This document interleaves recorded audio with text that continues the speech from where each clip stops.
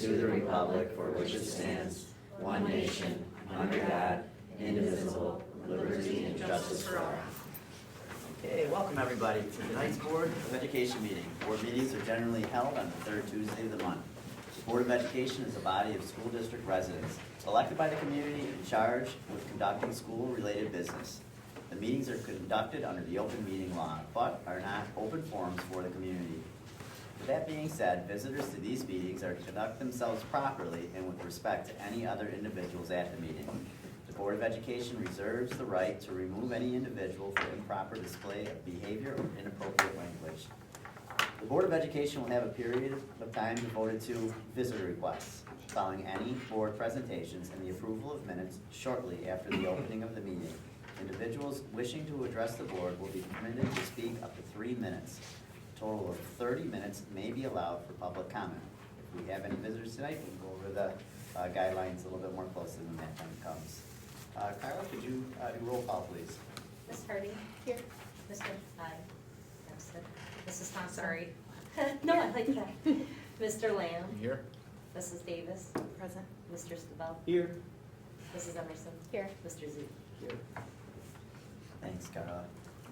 We have a number of presentations tonight. It says up first is Matt Peterson and Company. Mr. Peterson, are you ready to go? I am. For the sake of brevity, I'll kind of keep it short. I know there's a number of presentations, but the first thing I want to talk about is 3 new course proposals that I'm going to introduce a couple math teachers and talk about some, on the heels of last month's presentation with Regents data and item analysis. I'll turn it over to them and talk to you about their process. But starting with the 3 new course proposals, how it works is we'll have a teacher that has an idea about an elective. They'll generate some conversations with kids and see if there's an interest in running the course, if it can be a benefit for our kids. We recently had an elective fair last week where kids were able to sit down and talk to teachers and have those conversations. So the 3 courses are within our Family and Consumer Science department, a course on parenting, and Mrs. Fisher is proposing this. There's a minimal cost to starting up the course should we run it.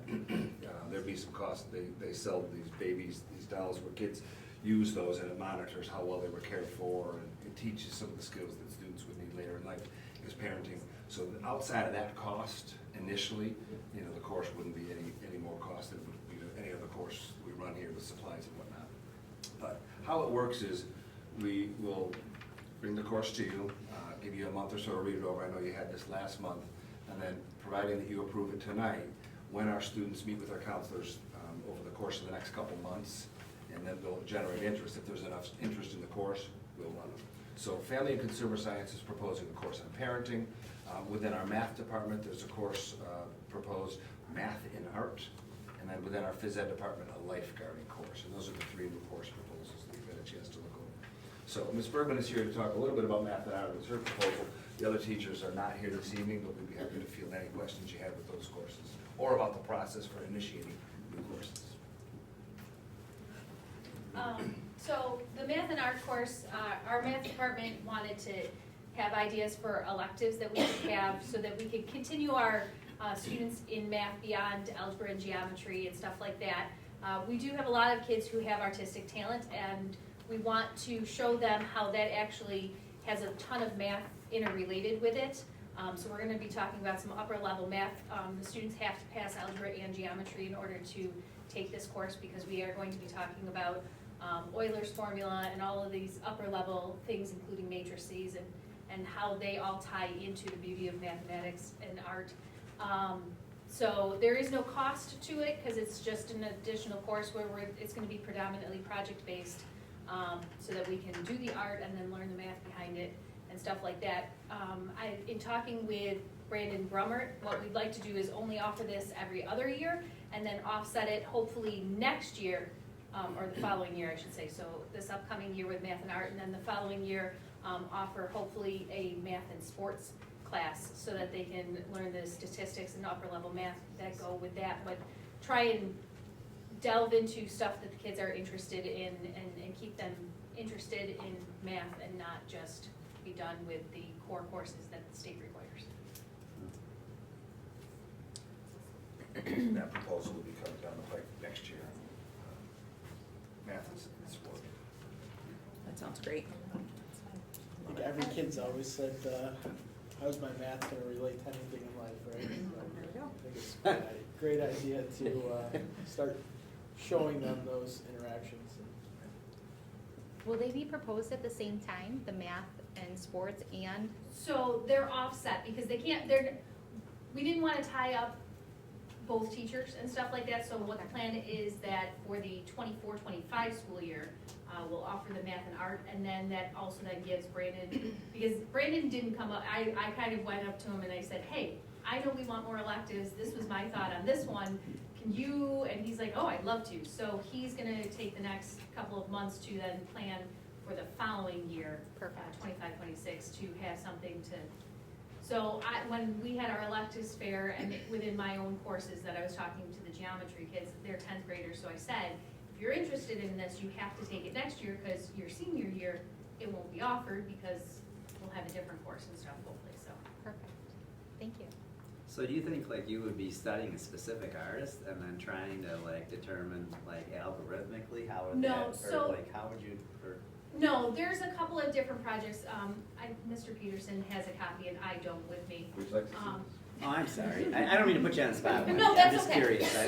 So, like I said, we were gonna do project-based, so I don't know Yeah. if you got a copy of this. So we're No, gonna talk no, about, all of these, like, we'd like to replicate like that. these, and then apply these upper-level math things to this, like the Like Mobius. fractals, with like Yes. Pollock there, right? John Yeah. Pollock was a fractal guy, right? And- Yes, and so I'd like to bring in the art history to it, but considering they're getting a math credit, the focus is going to be the math portion Portion. behind it, but we are going to talk about the art with it. This is super cool. Yeah, I love this, yeah. Thank you. Thank you. All right. All right, and on the heels of that discussion, I want to introduce Ms. Bergman, who you of course you know, and Ms. Liker, who you know. But we talked last month, you heard from Mr. Porter with science and Mrs. Bookmiller with ELA. So I want you to hear a little bit about the processes that's going on within our math department, how they use some of the state data to drive their instruction. So I'll turn it over to you guys and maybe you can talk about your process. First of all, Barb would like to apologize. As department chair, she has been asked to be here, but tonight Allie has a game, so she asked me to step in since I was already going to be here for the math and art. So the department has come up with some goals. Obviously, we're always trying to improve what we're teaching and how our students are doing on all of these things, but specific goals that we have for our department this year is we would like to increase the number of students who are getting mastery. So not just passing on our exams, whether it's our 6 through 8 math exams or our Regents exams. Our goal is to improve the number that are getting level 4s in the middle school state exams or getting an 85 or higher on our Regents exams. Barb's also got a goal of making sure that we get 100% passing for the algebra Regents because that is a requirement for our graduation. And our most important and the one that's most difficult to have data to promote it, but our goal, and part of it is with our new electives and stuff like that, is to improve our students' overall desire and drive and willingness to continue to learn, not just in math, but in all of their courses, to show them that there is math that is relevant all through life and not just in these 4 walls for 4 years and stuff like that. But it's our goal to try and get our kids to continue on in math all 4 years of high school and beyond and stuff like that. So that one's a little bit harder to have a pinpoint data set for it, but that is one of our goals is we're trying to promote getting our kids to continue on and not just stop when they've hit the requirements that they need for graduation. All set? That was mine, okay? Well, I am the K-8 math team leader in the district. So over the past, Matt had come to me a couple weeks ago and said, do you mind presenting just a little bit about what you're doing in math team, the work that you've done over the past couple of years? So I said, sure. This is actually something that we put together over the past couple of years, and we've just been adding to it it started last year. And then we've been adding to it, editing it, updating it yearly. This is showing you the 3-year trend data. It shows there's 3 colors, or maybe 4. Green shows our district score, and it'll say whether we're above region. So green is above the region. This is specifically grade 3 New York State data, grade 4, grade 5, grade 6. I'm gonna go to grade 6 just because that's what I teach. So the green is at or above the region. So you can see from 2017 to 2023, all of these standards here are showing you the green above the region, at or above. Below the region is red, and then yellow is same as the region. So this is grade 6 over the past, I say 3 years, but really it goes beyond that a little bit. Really, we looked at these 2019, 2022, and 2023. And then what we did this past year, this last meeting we had in October, was we went through the questions from the 2020, well, for the last 3 years, and we looked at how many questions were assessed for that standard. We put it here, and then how many points. And we also went through our curriculum maps, and we looked to see which ones were priority of those. So you can see here, I have need to consider switching from priority to supporting, or vice versa. So like, for example, I have here, there's 6 questions that showed up, 8 points. I have it as a supporting standard. So do I want to go back and switch that? I might want to take a look at that. So this just kind of like pinpoints specific things for us to look at and go back and edit our curriculum maps. So this will be an ongoing thing throughout the years. Our next meeting, we're going to look at this a little bit more in depth. We didn't have a lot of time. So we're going to look at this even more and start looking at curriculum maps and switching things over if we need to. So this, and down here, these are per grade level up to grade 8, and then we did cohorts just to see the class overall. The green and the red, it kind of just shows us the class through the years. You can see this class is a little more red. Yeah, so that's what we've been working on. We were working goals for process. Identifying standards where the students succeeded and where they struggled. We need to change as needed the priority standards. Use our assessment blueprints to map which type of question we are asking, like the depth of knowledge level, and then create, revise, and review our unit assessments to align with our priority standards. So that's really what we're working on right now in math theme. K-5 is done with this. They're done with their assessments, but they are going to go back and revise, edit, make adjustments based on what they found here when they were going through their priority standards. Any questions for me? This is great. I knew you were going to This is great. I'm sure I have that reputation at this point. No, this is fantastic because you have data that trends from one year to the next, and then the ability to track a cohort. So like when you're looking at that 6th grade group, that was pretty green, right?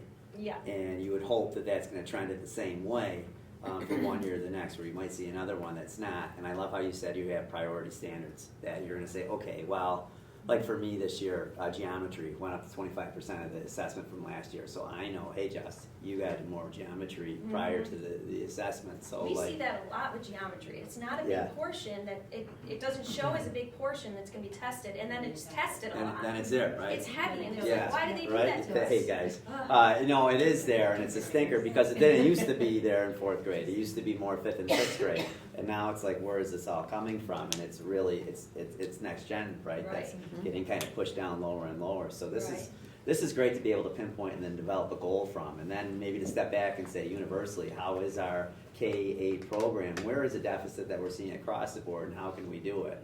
Kind of like Bernie Bookmiller did it with short responses last time that we were here. They're saying that we wanted to look at how do we respond in a short response in a way that's more universal. This is really cool. And we really want to increase the rigor that we're offering our kids and go back to those state test questions and really look at those and start incorporating them in our spiral reviews, in our quizzes, in our tests, just so the kids have access to those prior to that test. So they're just not like, whoa, what But is even this? if you have the data to the previous assessment and say, well, how many kids chose the right one? Why did they choose B instead? Right. And to be able to parse that out and maybe adjust your teaching based on that. Yeah. It's a lot of work. It's a ridiculous amount of work. Yeah, it's a lot of work. but it's good work. You know, Yeah. it's useful. We can utilize it. It's math data. They love it. Yeah, man. It's your jam. So, yeah. Any other questions for me? No question, just a comment. I love that you are tracking the standards as well, seeing that standard correlation to your curriculum mapping, and also not being afraid to change from, your priority standards around as well, based on the data. So this is wonderful. I envision our priority standards will change throughout the years depending on the state test data. So Yeah. it's ever changing, and we always need to look, and we always need to revise and edit That's what you should be doing. I mean. every year. Well, and based on the cohort too, because really what might have been a priority from one cohort to the next may shift based on what the previous, what the previous results are. Right. Right. Thank you. Yeah. Sure. Thank you. Thanks, Chris. Thanks. Thank you, Winnie. Thank you, Chris. Let's see.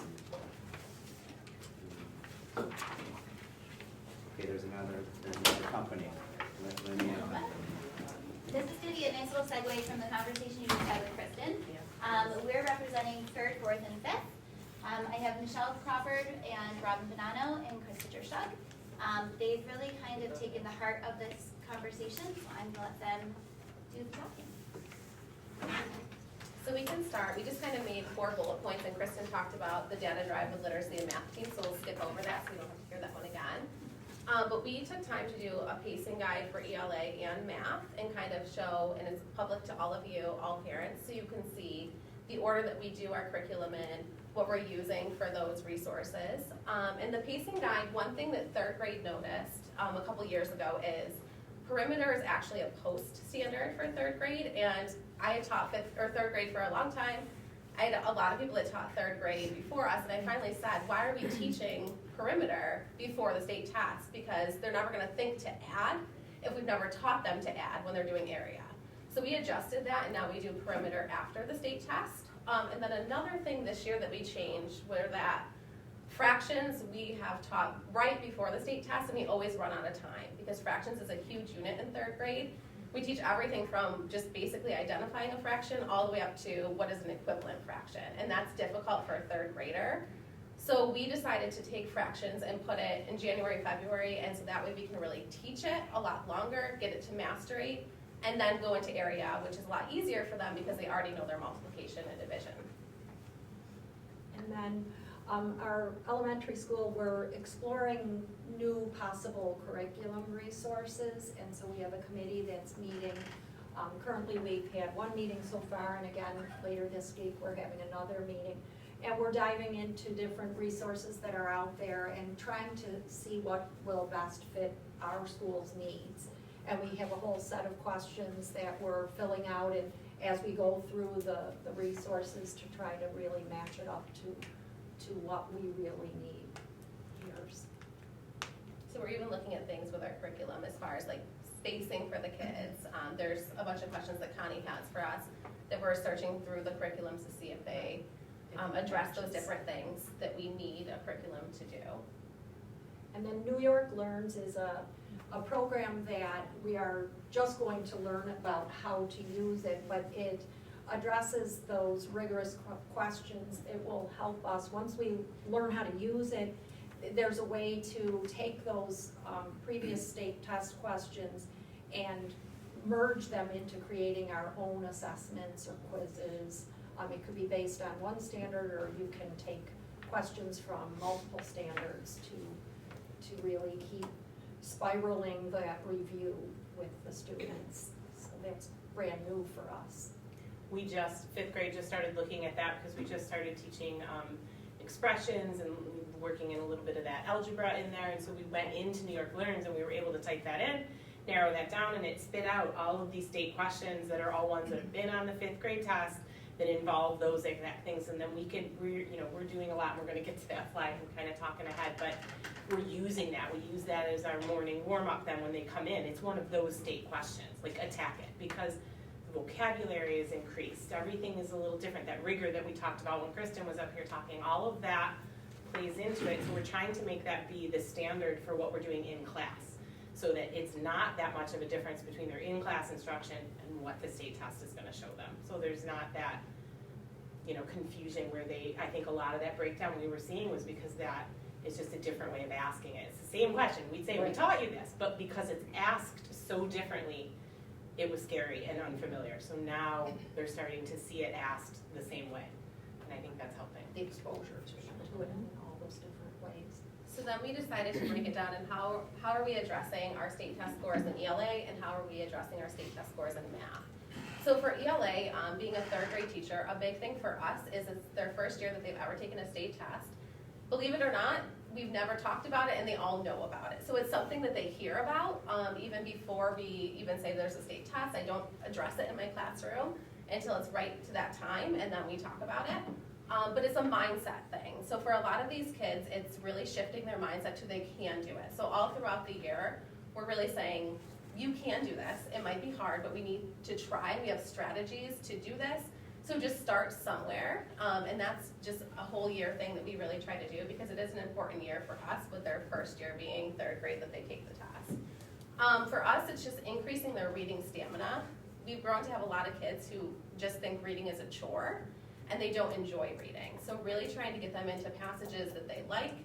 When we read in our units and we do our decodables, it's just a couple paragraphs and they're all words that they know. So now we're taking it to their comprehension time and we're really making sure that we're exposing them to texts that are 9 paragraphs long, 10 paragraphs long, and making sure that they have that time to really see those kind of texts and analyze the characters and how are they talking and what does it mean that certain words are italicized, and it's not always going to be defined with that vocabulary word. So what do we think and what do we think of this person and how are they acting? So really diving deep into that text with them so that way when they go to do it on their own, they can have those internal thoughts, like what is really happening in this text? Do I understand it?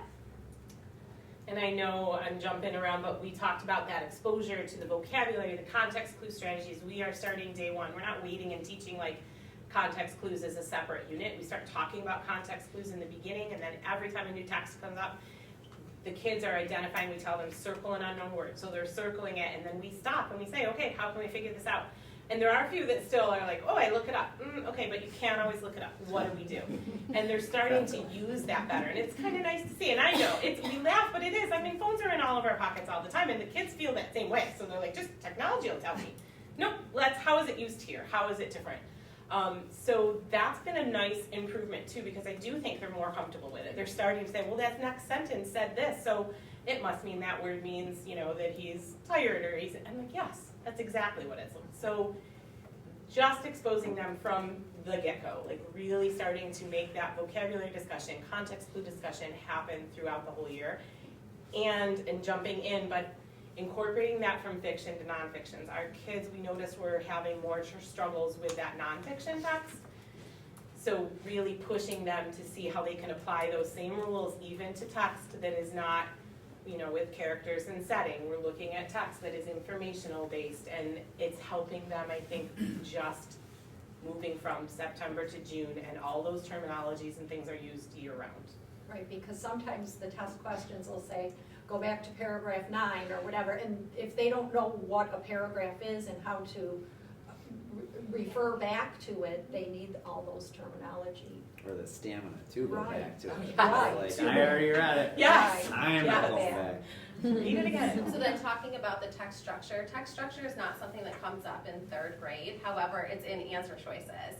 So we talk about problem solution, but cause and effect is not our standard, but they see those words. So we decided as a team in third grade that even though cause and effect is not our standard, we do need to teach what it is so that way when they see it as an answer choice, hopefully they would just cross it off to know it's one that they wouldn't choose because they have no idea what it is, but we did teach cause and effect because it happens in a lot of our stories in third grade. So just introducing that a little bit earlier so that way when fourth grade and fifth grade teach it, they at least have that exposure and it does show up a lot on their tests. And even breaking down like some of the MTSS groups, there's a vocab group, there's a group that's focusing on comprehension. And so taking those kids based on what they need and really giving them more of what they specifically need to work on and have extra practice with. And then we kind of focused on the math in that similar way, and in some of what Kristen was saying, because that has been applied and we have done those pacing guides and there's been a lot of adjustment. And again, I can speak to fifth grade just because that's where I'm focused primarily, we looked and started looking at how many more of the fraction questions, and some of that fraction stuff we weren't starting to teach until sometimes end of February, beginning of March. Well, we are already a good month into fractions right now because we are realizing we need to get farther there.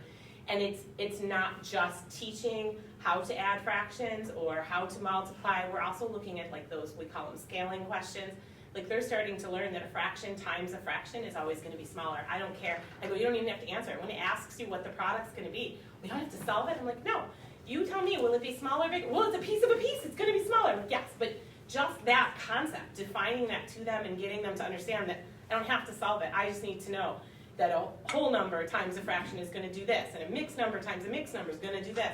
And they are starting to learn that and apply that, and it's kind of, they get excited then because they're like, I don't have to solve that one. I'm like, no, you don't. Just give me whether it's bigger or smaller. So I think too, moving away from those little tricks and rhymes that we grew up knowing, like 5 or higher, bump it up, Yeah. 4 or lower, keep the score, those kind of things. So I don't teach rounding like that. They have to know Because why it in order works. to explain it, that really doesn't explain anything. So we teach rounding using a vertical number line and trying to find what 200s it comes between. So this morning when they had a warm-up question, they had to add 3 numbers and then round it to the nearest 100. Well, 2 of the answer choices aren't rounded to the nearest 100. So those are conversations that we have in class. Now you have a 50-50 chance of getting that question right because you have 2 that you eliminated. And so then we talked about, like Kristen was saying, like you mentioned, the other answer choice was the answer that you got when you added those 3 numbers together. So if they can really see why those choices are there and then go from there, they did a beautiful job. So that was a past state test question. So then you just hope that they remember those strategies for when they go to do it. And they had a fantastic job, and we did rounding in October. So they really are remembering the spiral of those skills. And again, I think it's just getting them comfortable with it. Like we gave our simulation test today in math, and a few of them, they panicked. They see that state question, the way it looks, and they stopped and they panicked. And so we said, okay, what do we always say? We say start with what you do know, and that's another thing we've been talking about. I go draw a picture if you need to draw a picture. Do a number line, do whatever. And as soon as you watch, a few of them start. One of my special ed honeys, who was even slated to be in a different math class until this year, and we pulled her into the CT classroom. She looked at me, she drew her picture, and she goes, oh, I'm adding, then I'm subtracting. I'm like, yep, you are. And she did it. And so that's that success mode for them too, because they're realizing there is more than one way. Like, because then one of her partners next who did the double subtraction. And she's like, well, my answer is the same as hers. I mean, yes, it is, because you can do that either way. Math is exciting that way because it's not always one method. You just need to know what you're doing. How are you solving it? So analyzing it, breaking it down, explaining, that's something different. I know that's where we also will have parents say to us, why can't you just teach them to do that the way we always did it? But like she said, these kids who are learning to round on a number line and understand what exactly that means have so much of a better grasp of what rounding is actually doing to a number than just the 5 or above, give it a shove. And the There's ways just that we do, like teaching multiplication with the area model and how they break it apart, and you're really trying to make it take the numbers that are easier to work with, and they see it almost as like a place value chart, that they're working through all the little steps of these larger numbers for multiplication, which in 4th grade, it's a big step up from the multiplication, learning the facts in 3rd grade, and then you're using much larger numbers to multiply and divide in 4th grade. So the nice thing that we thought is, since I started teaching 3rd grade, the kids that I had the first year are now 8th graders. So they have been online for that amount of time. So at least 6 years is what we determined. And by 2026, all grade levels are online throughout New York State. So we've had at least 6 years of doing this online. So hopefully our knowledge of how to do that and be ahead of the game with the styluses showing their work will start to benefit us as a district too. So as much as it's very hard for us to grasp them doing math online, when they can do a lot of modeling in 3rd grade if they draw, but we have the styluses that make it so that their work is nice, and we can teach them how to show their work online too. So we have an edge up there for doing it for at least 6 years that we try to calculate. And I think she talked about rigor already, and we've said that, but I also think showing that real world connection for them is important, and we've tried to do a lot more of that when we were just teaching multiplication of decimals, and some of the kids are like, really? And I'm like, okay, do you go get gas with your parents? And I go up to the gas pump and I see that gas is 3.51 whatever, And I said, and I need to pump in 10 gallons of gas, or I need to pump in 12 gallons of gas. What am I really doing? And then they, oh, well, you're multiplying, yeah. And I'm multiplying a decimal number by this, and I'm figuring out how much money I'm about to spend at the gas pump. So it was nice for them to start seeing to how math applies, and I think that's been another good change for a lot of what we're doing. So the last thing that we want to show you is just how we get those past state test questions. So what's nice, if this loads, is that there's each grade level is on there. It's for grade 1 BOCES. And they break it down next gen standards and common core standards, and then it's every question that's ever been asked based on a standard. So it's real easy for us if we're doing a topic, maybe to pull it for a center group. So this is the math data trends. So for example, if I go to grade 4, just because Krista has an interesting thing that's shifted And different it was with her the next one gen. about geometry. In the past, like if you look here, let's see, where, I can't touch it. I can't. She knows how to. Okay. We had lots of presenters that last I think it's right here. It was, But if you look for geometry where in the past, so this would be from, the Common Core, when it was Common Core from 2013 till 2022. Geometry, like they were trending, asking like 1 or 4 questions, a total of possibly 10 questions on the state test. Now, this past year, you can see right here, there were 20 questions on geometry. This is the next gen, the new test that was put out there. So it's those kinds of things that we have to look carefully at, and that's where we have to make adjustments in how we're teaching it, because it's not going to be asked the same way or in the same percentage as what we were used to. But it's nice to see like how the questions have been asked in the past Oh, right. So too. you can So if click- you look on it, you you can can click see on it's just each one one. standard and then all of the questions that have been asked on that standard, so you can What's see. that from, Michelle? That's from? It's from Erie Erie 1 1 BOCES. That's from. And like the New York Learners, gonna say the very new similar. Yeah, I was app, gonna ask, is that the It's process? the same, it'll have these and it'll be even easier, because right now, like, I'll copy and paste it into a slide to have it be like a warm-up question or a practice question. But with the New York Learns, we're gonna be able to just create our own assessments or quizzes with it, just by selecting which questions we You have. guys remember the old Regents review books? Do you remember like Mr. Fox's class and like or whoever's class? And then going through those, this almost seems like an old, like, so you know. It's old time Remember that, like, Yeah. you go out, not at all, Josh, You huh? buy those. Not even a little bit? They really I have do. their It was over own 30 name, years ago, I actually. don't know, I don't remember Well, the do you original re- ones. Never mind. It's like a clip But for notes. you, It was my like age, Cliff Notes, but. I had to purge all that. no, you didn't, Josh.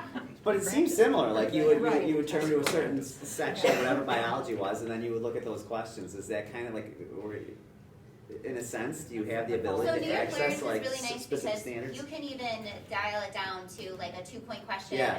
the short response. So they'll be able to filter through all of that. That's February for them, but we're gonna dive into it. I've been diving into it and sharing a little bit with some of our core teachers here. You can quickly go through, search the standards, search the type of question, and I think having conversations with them before this presentation in our grade levels, one of their aha moments was they've been so good about getting the rote practice. Can they do it? Do they know the skill? Now they're realizing they really need to give it that rigor and dive into those really hard, or they're written so awkwardly The that we're not formatting, the used language, to. central message, That- the that's theme, what the is it, next- the heck do you want Yes, to call it? that's Yeah. where their aha moment has been from the summer work to now, that they're needing to step up the way they're writing it. Where before we were kind of getting through, we need to get through the unit test. Yeah. Can they do the Pacing, work? Yeah, they pacing, can. yeah. Well, they know how to add, subtract, and all that stuff, but when you put it into that really awkward word problem, they're so lost with the way the language is written. So that's something that they've really stepped up, and this resource in New York Learns will help them be able to use those already created, It's pretty cool. awkwardly written test questions. Are you able to work, the math team and the lit team work together? I see the, excuse me, you've already done the crosswalk from Common Core to Next Gen. Yeah. Can you take it a step further and find a literacy standard that can correlate to, since these are word problems? So we run into time in And so our literacy team has done the exact same data analysis where they dive in and they look at the standards and they're shifting some of their approaches as well. We're always fighting for time on superintendent days and trying to figure out priority, what do we need them to do next? Right. So I would hope eventually those are conversations that could happen, but right now they're stretched for time and Sure. they're gonna tell me exactly what time they need it for, which is why we asked for that half day in March. You know, we just need more time to talk and collaborate and do vertical and, There those have conversations. been discussions, I would say, with vocabulary. Great. Like I know evaluate is a word they use on the math test all the time, and kids it stops them. And like, it just means solve, it just means answer. And so that's something that even gets carried over into our ELA classes. Like we try and make sure we use some of those terms so that they're At hearing each it. grade level, but Yes. not collectively Yes, like you're but not asking. Yeah. collectively.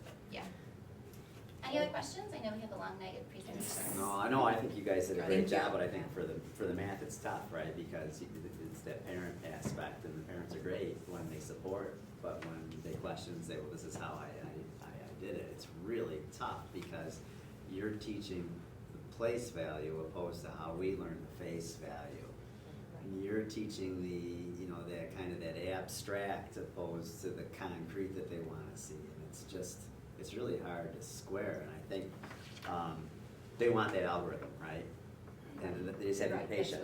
They just want the algorithm, but they have to be patient. So in second grade, they're gonna get a lot of different ways to expand that notation to show subtraction, addition, but not until the end of third will they actually get that standard algorithm, right? Or and the same thing for like multiplication, division. They want it in fourth grade, but they're not gonna see it really until like almost sixth grade, right? So it's like, it's one of those things, if they're patient, it'll be there. And so how do you communicate that with parents so that they're your partners in the learning process?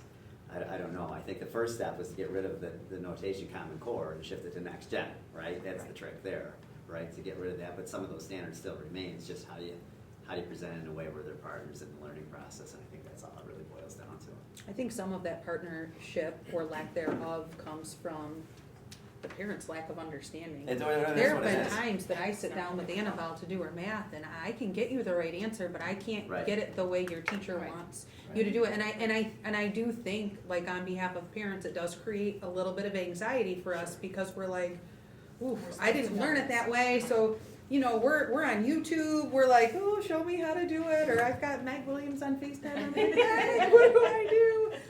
So there's that disconnect there. I think with parents, we just don't know what we don't know. That was one of the things that I really loved.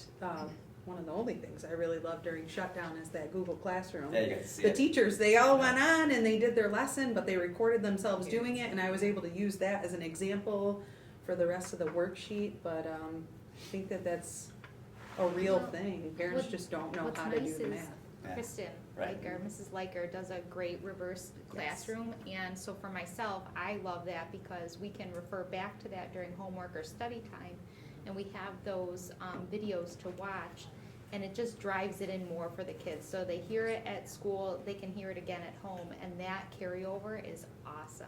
I love that. I did have one question about this. The test scores that you're reporting on tonight, do they correlate with the test scores that we saw a few months ago? Yes. So now we can hone in on our test questions, that they increase the geometry and kind of fluctuate our scores to the better now? Yes. Okay, Yep. I just want to make sure that this was all correlated. Good. You did a great job, and Ms. Dershog, what the heck, the balloons aren't gonna fall from the ceiling, although they've had a scissor lift over there. Maybe they're working on tiles, maybe they're doing balloons. 101 days. It's hard She's on the though, agenda it's tonight so for like the my approval. emotions are all over the We place. can still deny her the approval. Is that right? That's right. Right. Just say Well, no. thank you so much, guys, for coming Thank out. you. Thank you. Thank you. Okay, so this is the big one, right, John? We've got admin team. Yeah, so we have the majority of the admin team here, obviously with Christina and myself, to give the board, I guess what we like to call the state of the district. We have different information for you regarding building and departments, and then I know Christine will kind of dive into some preliminary budget numbers for you. Obviously, we are monitoring that very closely. There was a report out this afternoon just because of the governor's statements, this morning, and we are just, gonna monitor that and keep you up to date as we move forward each and every year. Some of the things that we wanted to talk about, and just to kind of review with you, obviously we have been over many years tracking our enrollment. Here's a good slide.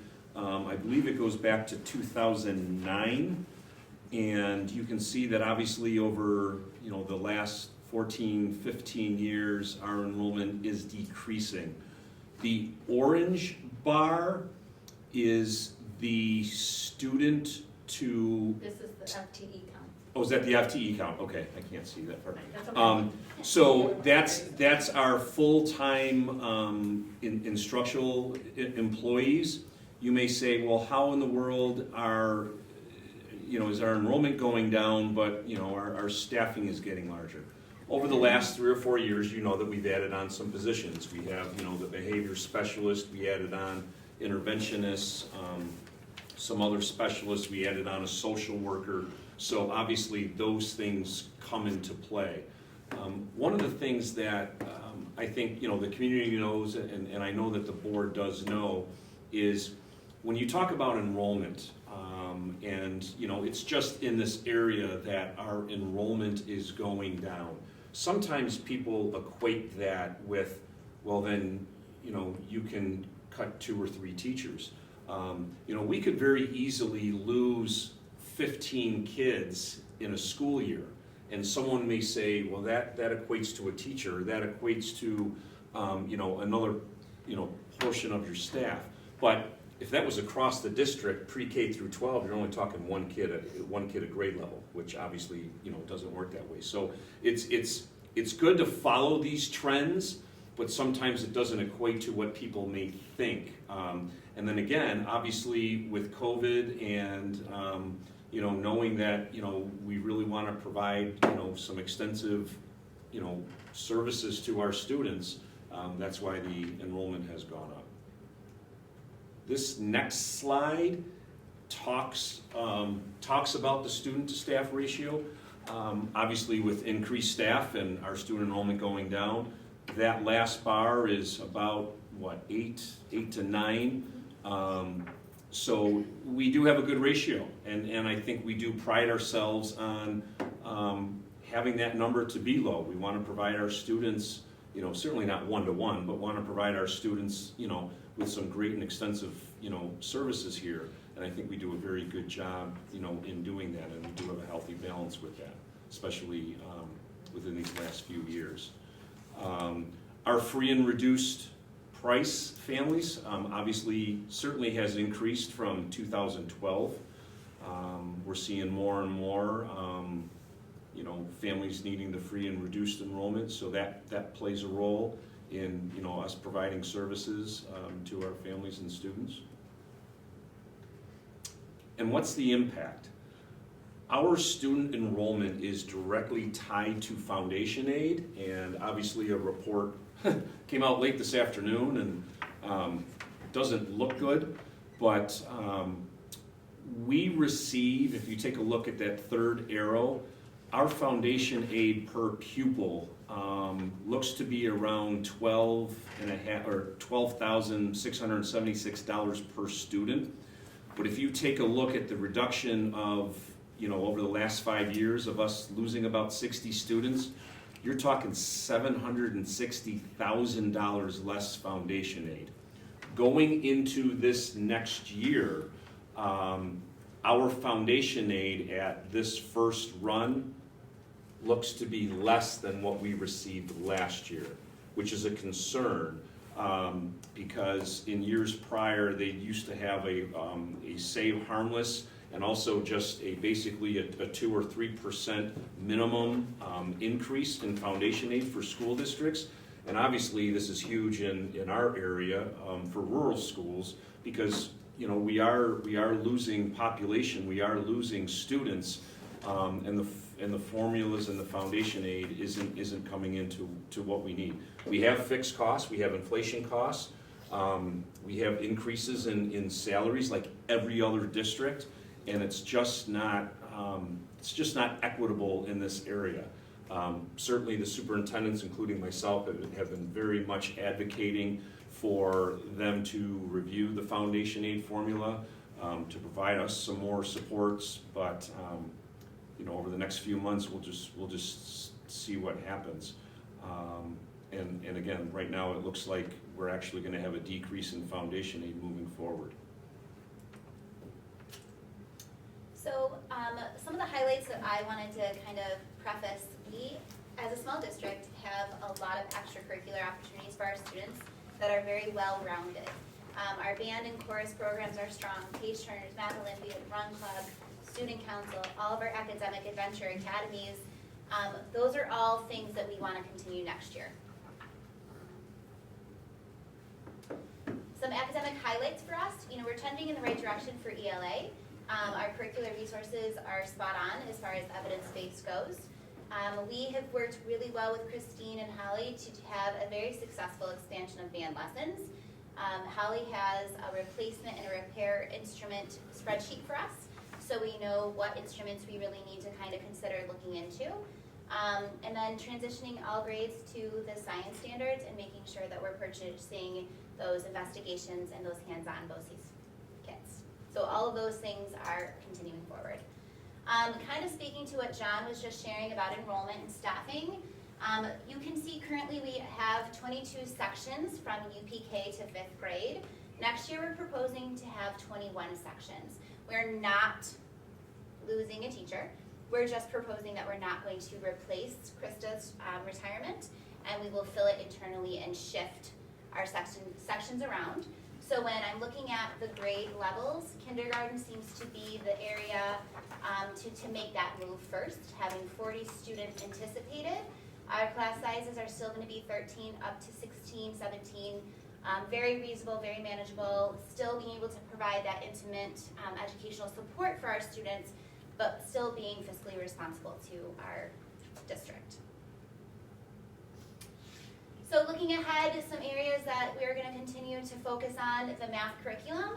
Our goal is to pilot 1 or 2 math series next year and then narrow down which program we want to purchase, K-5. So making sure that I have the money there to support all of those needs. Along with those curriculum resources, there's a lot of extra bells and whistles. Sometimes they have online resources, they have ebooks, they have things. So we have to explore all the options to really give it its true validity and then narrow down how we want to move forward. So Christine is making sure that we have the money for that. Replenishing the materials for those state kits. Our kindergarten and 1st grade are diving into their first kit this week. They're really excited about it. So Connie and I have a list of things that the state might provide that we might want to upgrade those batteries because they didn't really work the first time. Things like that. So making sure that our kits are really going to withstand our students. Kind of my slides. I think that's it, right? That's Spencer. So with the middle high school, the idea is continuation of some of the stuff we're already doing. We have teachers here on Saturdays and teachers after school who obviously want to continue that. The extracurricular stuff and the extra stuff like the fitness center, the clubs. I highlighted one of the new clubs, the wrestling club. So we want to be able to provide students with the opportunity to connect to our school. And the slew of opportunities within those clubs and sports, we think does that.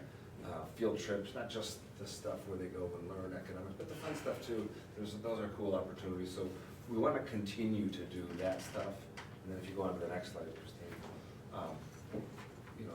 that supports, we think reinforces what we're trying to do academically. It's a continuation. The curriculum mapping isn't new, and it's a slow and arduous process, but an important one that's constantly being revised. So continuing that. And then I had just highlighted the graduation rate because I think when we talk staffing, and I will on the next couple slides, this is a wonderful trend that we see is more and more kids graduating. Last year, just one didn't make it. So we want to continue to build on that academically. The goal is to get all students to graduate. It's a little different when you put class sizes and sections down for middle school and high school. So, what we see here are the sections within departments. And then with science, it's unique because there are labs there as well. But within that, there's also other stuff like AIS.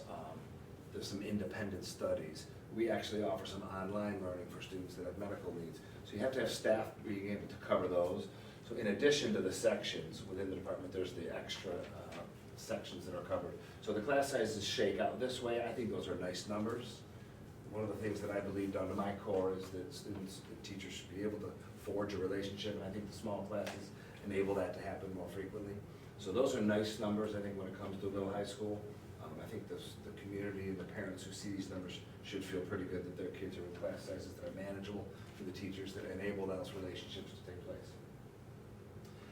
And then in addition to all of that on the previous slide, all of the classes and course sections, there's this stuff that teachers do also that, you know, they don't get talked about a lot when it comes to academic needs, but the reality is we do rely on staff to cover the study halls, to cover the lunches, to cover the hall duties, and every teacher has an office hours, and then some of the other extra stuff that I mentioned out at the bottom. So, you know, the teachers are working hard, their schedules are full, and even if, you know, they're not teaching 6 classes a day, maybe it's 5 plus one of these duties, which are important to the day-to-day function of our school as well. And then looking ahead, you know, there are no, within the budget that I worked with Christine to put together, there aren't any major increases. There's, if you can go back one more. There we go. Again, some of this is a continuation, but you know, we're gonna have the new kits for our science students here as well in our middle school. The PD isn't new, but I highlighted some, like there's some new teachers teaching AP courses. We wanna make sure they're properly trained. And then the esports and the coding is a curriculum that we're purchasing. For the first time, we added it this year. You know, there's a cost to that as well. And then some of the wish list items for equipment that weren't on our budget last year for band and chorus. Those are the highlights of the budget from the middle school and high school. So for the special ed, we decided to kind of show a map, I'm sorry, a pie chart of all the different classifications that we have. And it's kind of interesting when you look at it, you know, naturally our highest rate right now is the learning disability, but we do have a lot that's OHI. But one of the key aspects of this is that when you really look at it, you have to think about all those different needs of the students. And given that we have that many, really speaks to what we're really doing here. We really do care about our students, and we are doing our best to meet all of those different needs. This is just an overall enrollment look by grade bands. So preschool, right now we're averaging about 14, looking to stay about the same, and of course those always dependent, you know, as students and families move in and out. K-5, holding pretty strong there, around mid-40s. Middle school, again, high 20s, and then the high school band, high 20s as well. So our numbers overall are staying pretty consistent. Those preschool numbers, those are for your kiddos that have transferred from an IFSP to CPSE, so those are your 3s Correct. that aren't yet in Yep. pre-K? Yep. Okay, got it. Yep. And so then we decided to break it down into, like I was just saying, with all of those varying needs. Now, how are we really doing that? So we have our 611, obviously, at our primary level. Right now, we have one of our students that's in the class, and we have other districts that are bringing their students in to help fill that class. Next year, we're looking to do, I know for sure we'll have at least 2 of ours, so we'll be looking to do 4 from out of district. The primary, the 1211, we have 2 that are coming from other districts, so we still have some room in there because right now we only have 11. And then moving to next year, it looks like we're only gonna have, you know, about 8. So there's still room. There's room for other districts to kind of, that we can support them with our programs. The intermediate, we have 11 right now. We do know that a couple of them are gonna end up moving up from the 5th grade and into the 6th grade. We have 6 this year in 6th grade, but next year, those 6th graders will then move to the middle high school 1211. So we're gonna have to look at that and maybe do some changing of the guards there and how we're going to share that responsibility to more than just 6th grade, because if we only have 3 students in there, might wanna look at what we're gonna do there. So maybe, you know, combining 6th and 7th grade for a middle school program. This is our just total trend in classification rates. Our numbers have come down a little bit over the last 10 years, but we are holding, in the last couple years, right around that 12-13%, which is a little bit higher for the region. We usually try to stay anywhere between 11 and 12%. We're not too bad, but something to at least keep an eye on and try and bring down a little bit more with some of our different programs and services that we have in place. Some highlights, this is showing some of those services that we offer aside from our special classes. So we do have the high school resource rooms with the consultant teacher. At the elementary levels, we do the integrated co-teaching, which is a little bit more hands-on versus that consultant teacher model. And then to supplement all of that, we have our related services of occupational therapy, speech therapy, physical therapy, music therapy, and our behavior consultation.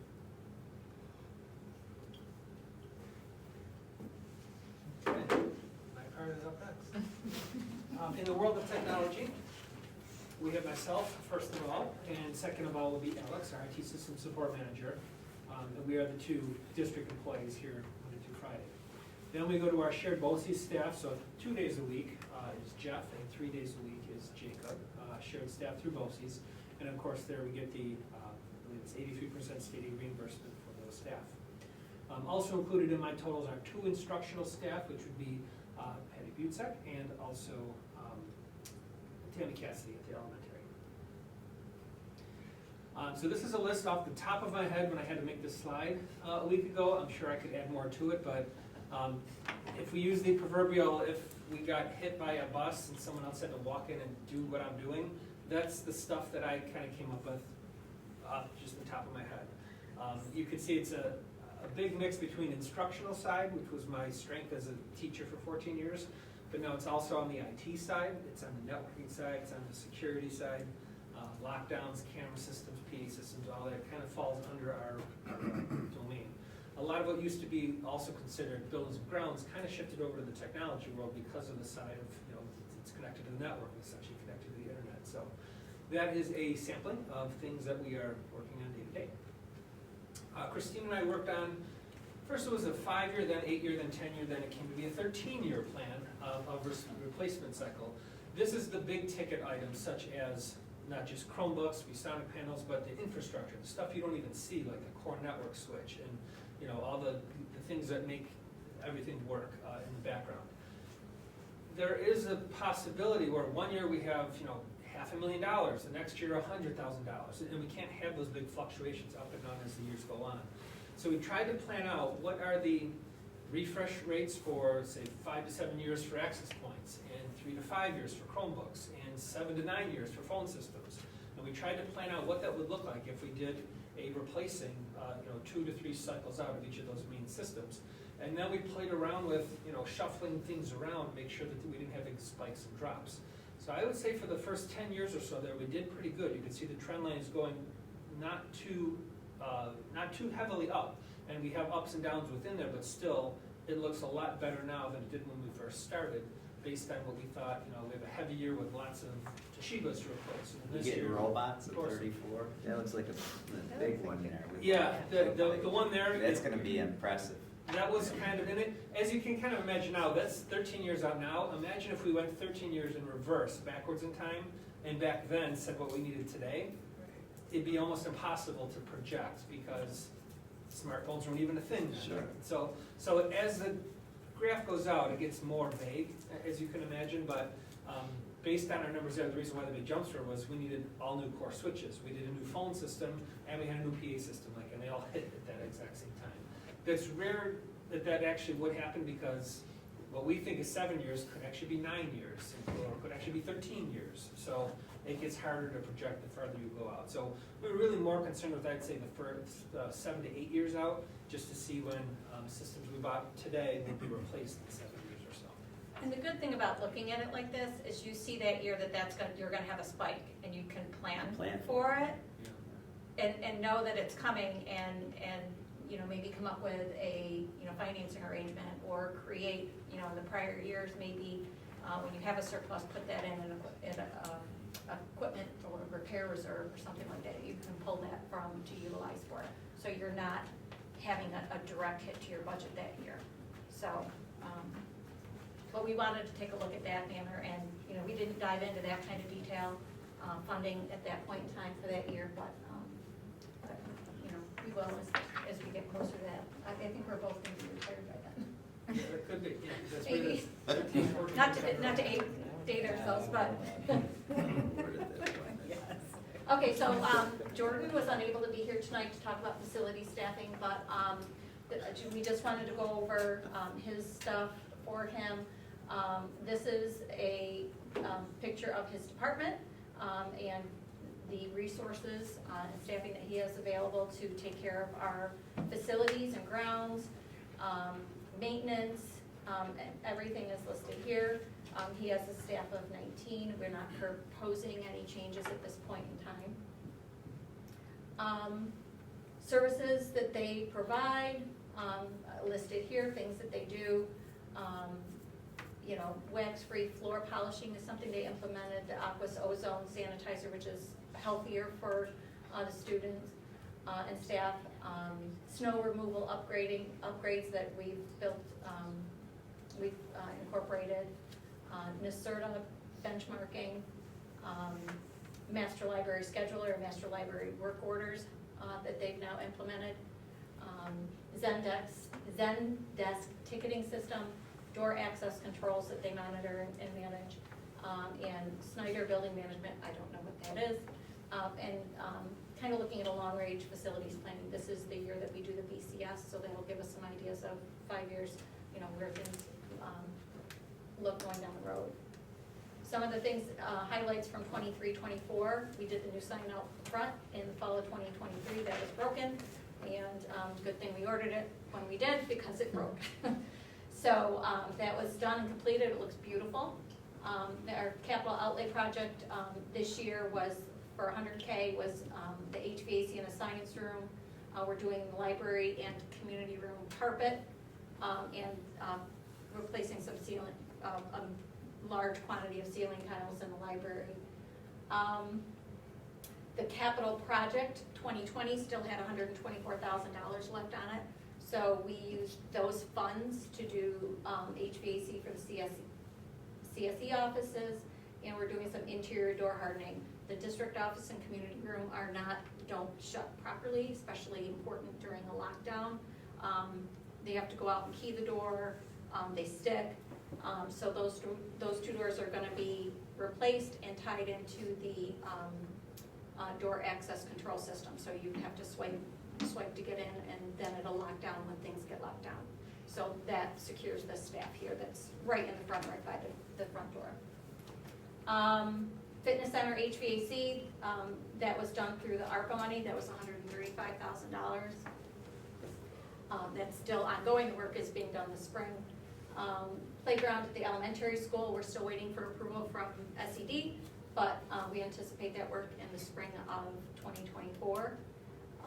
And we've done a security upgrade project this year, which is the lockdown buttons, the license plate readers on campus, and cameras. And that was about $100,000, and that is the stuff that is eligible for the New York State SAFE Act aid, which we get reimbursed the next year. So it's basically a category of building aid. And of course, again, this year's an expenses, we're doing the building condition survey, which is, again, building aid at the following year. Capital outlay project next year, we're looking at potentially doing a STEM room at the elementary school.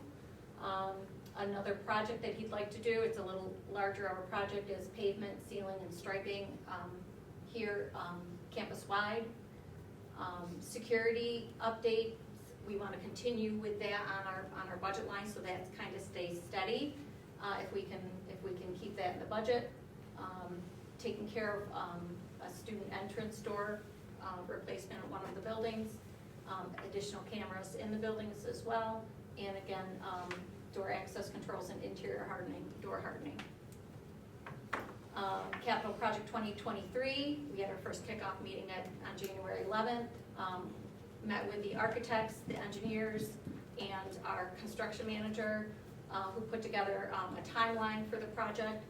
So we dove into that, And one of the first milestones on it was in the design phase. So we've set up user group meetings over the next, we got them scheduled out for the next month and a half, 2 months.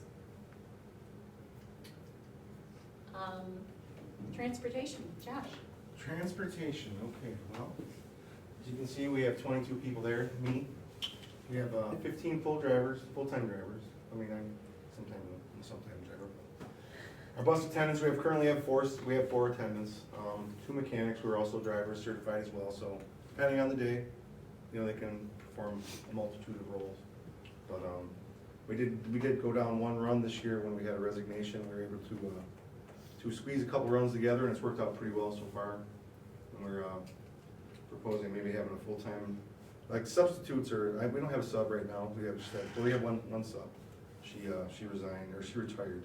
She's going to be she works most of the time as Kathy Ruder. She's a great driver. But we don't have a ton of people right now, so I mean, having a full-time sub driver would be somebody that I mean, they work every day just like us. But sub drivers are the hardest.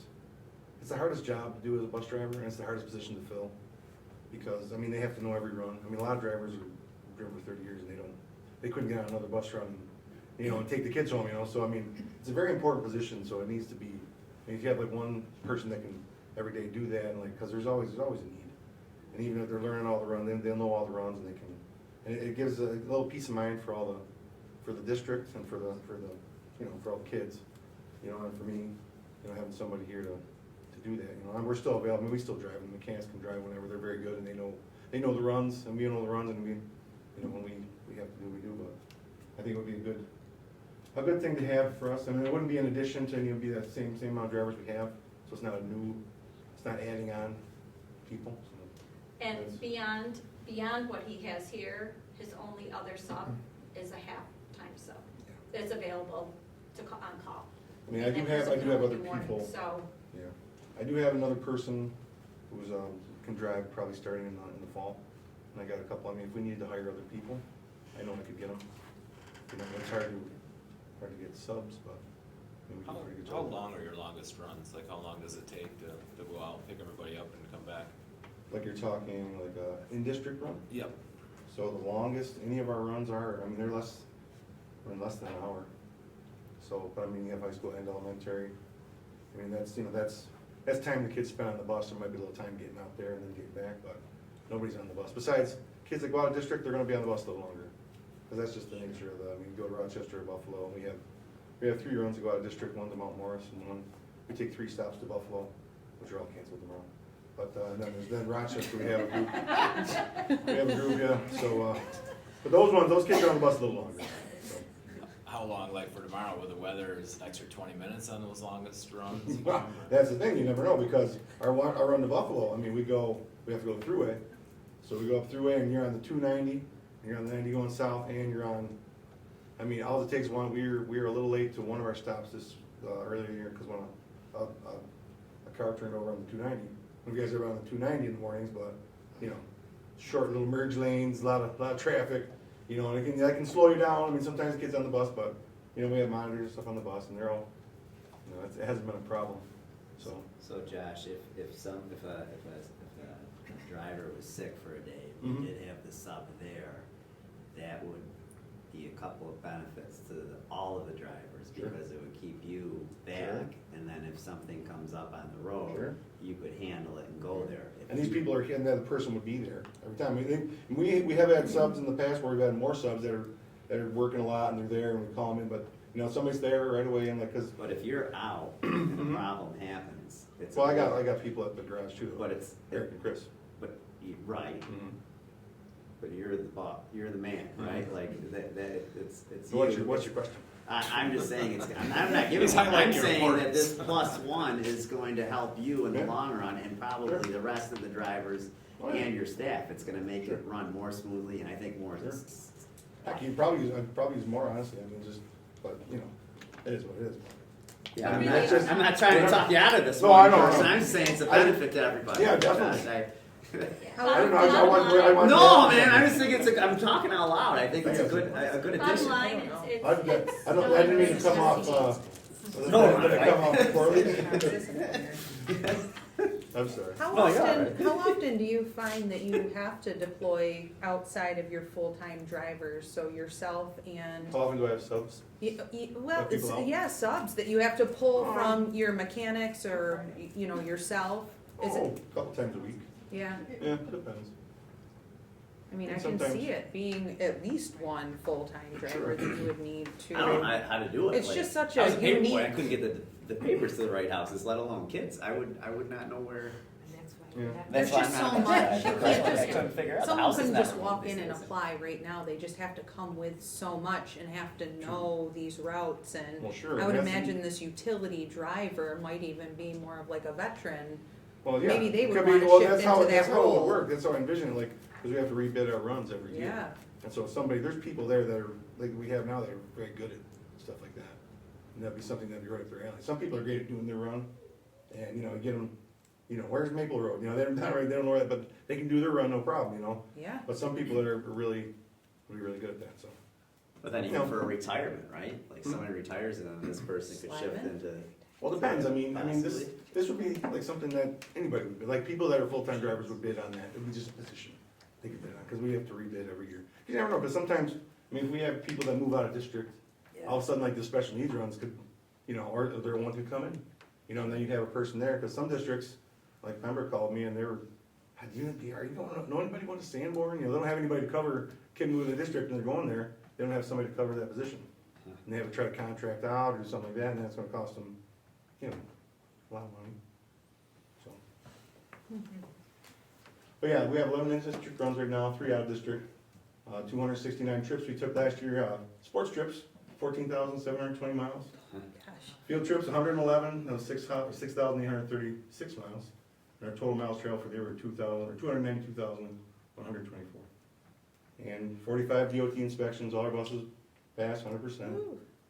We had one accident, but that was our bus was parked, and a bus was parked right next to it, and like tried to turn, and the bus is back in, they kick out a little bit, and it like, swiped the side of the bus a little bit. So our accident wasn't even really an accident for us, it was somebody else hitting our bus. So that was good. But, we like to replace our big buses about every 7 years, depends, some years a little more. I mean, it depends, like our small buses right now are getting a little up in miles, like in some years we usually do like 2 buses a year, and usually the 7 years will get us to about the 150,000 miles. Depends on the run, some runs are a little longer, some runs are a little shorter. Like ones we have now there's a few buses that some of the drivers never took any trips, so their miles are a little down compared to other ones, but. I mean, if you keep them under warranty and stuff like that, they do, like the Leonard where we buy them from in Bergen, covers a lot of the big costs, so it keeps our fixing, our budget down for bus repairs, stuff like that. So, I mean, the cost of buses has gone up a little bit.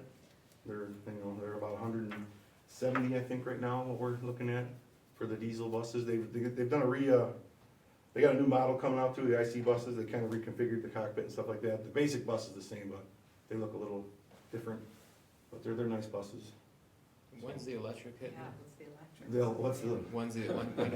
Yeah, I mean, we gotta start purchasing, by 2027 as it's currently mandated, and you gotta be fully electric, I think it is by 2030. 2035. 2035, so. Right when Rob needs his robots, But I mean, this isn't gonna work. That's where it is. I mean, it's gonna be an expensive year. Those buses are expensive, I mean, currently, the state of Connecticut, like, kind of, their electric bus, or electric vehicle mandate has kind of gone down, and I don't know if that's the trend that's gonna happen as they look into stuff like this. I mean, I don't know, we have to be ready if it happens. I mean, we do have, we'll have a plan in place. I mean, we'll be ready to get buses, I mean, hopefully get some funding, stuff like that, because they are $370,000. Just as a reminder, we signed up, the district signed up for an assessment, a needs assessment.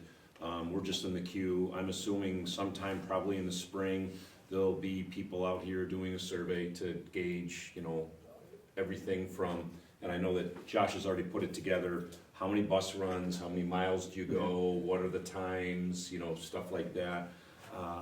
So we'll get a good evaluation of cost and to the extent of what we're gonna need here, on campus. There was some grant funding for that and we jumped on it, so it shouldn't cost us too much to have that survey done to see what we're actually gonna need.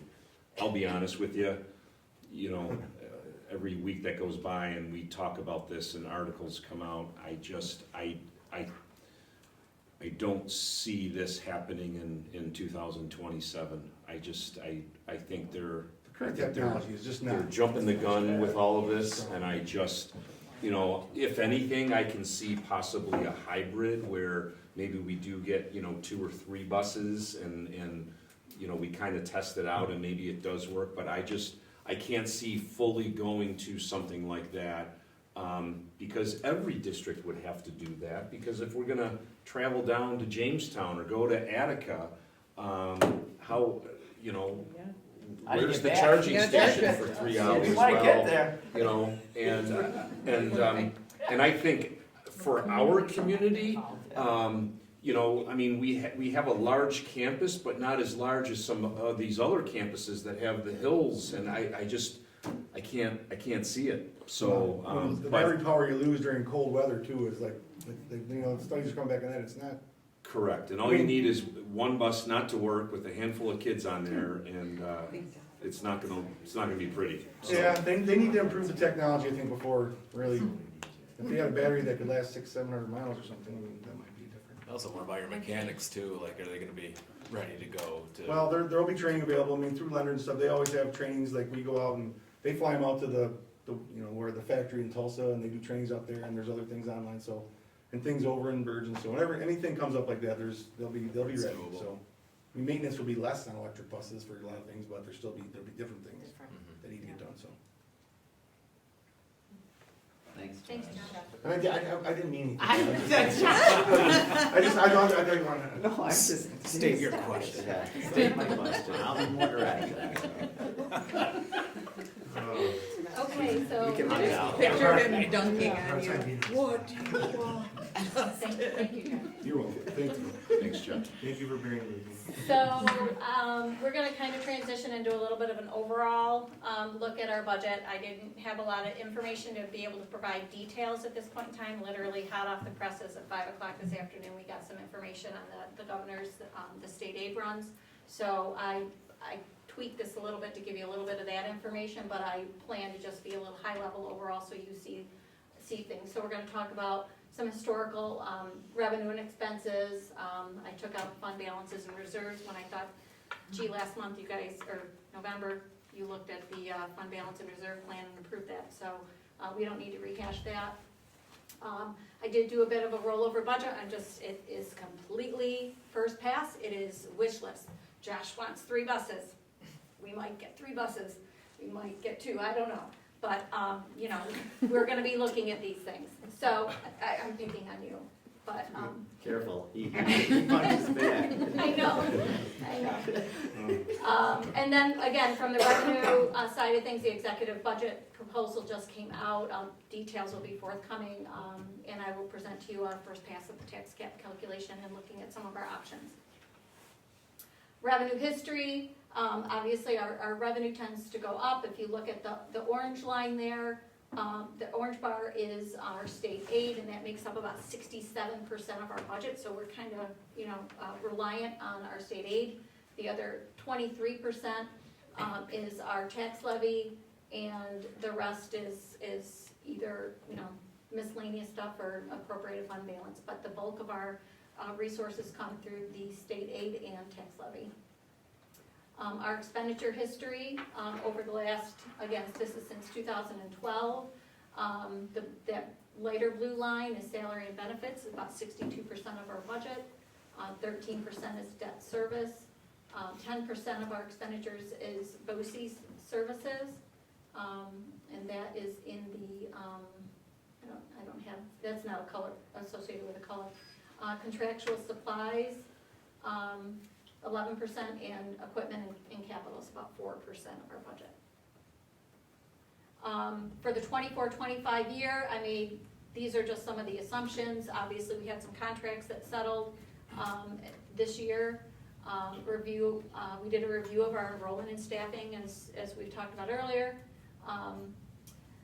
We are returning some of the expenses that were paid with ARPA funds into the general fund, so those remaining ARPA salaries Health insurance, I assumed about a 3.5% increase. State retirement systems, our ERS and TRS are going to be up slightly. Programmings that we want to maintain is that after-school tutoring and adventure academy. The funding runs out for that September 30th of 2024. So we did pull that back into the general fund, so that is also contributing to the increase. And again, as part of the capital project, we do want to keep doing these capital outlay projects. They're a great turnaround to get small things done and throughout the district.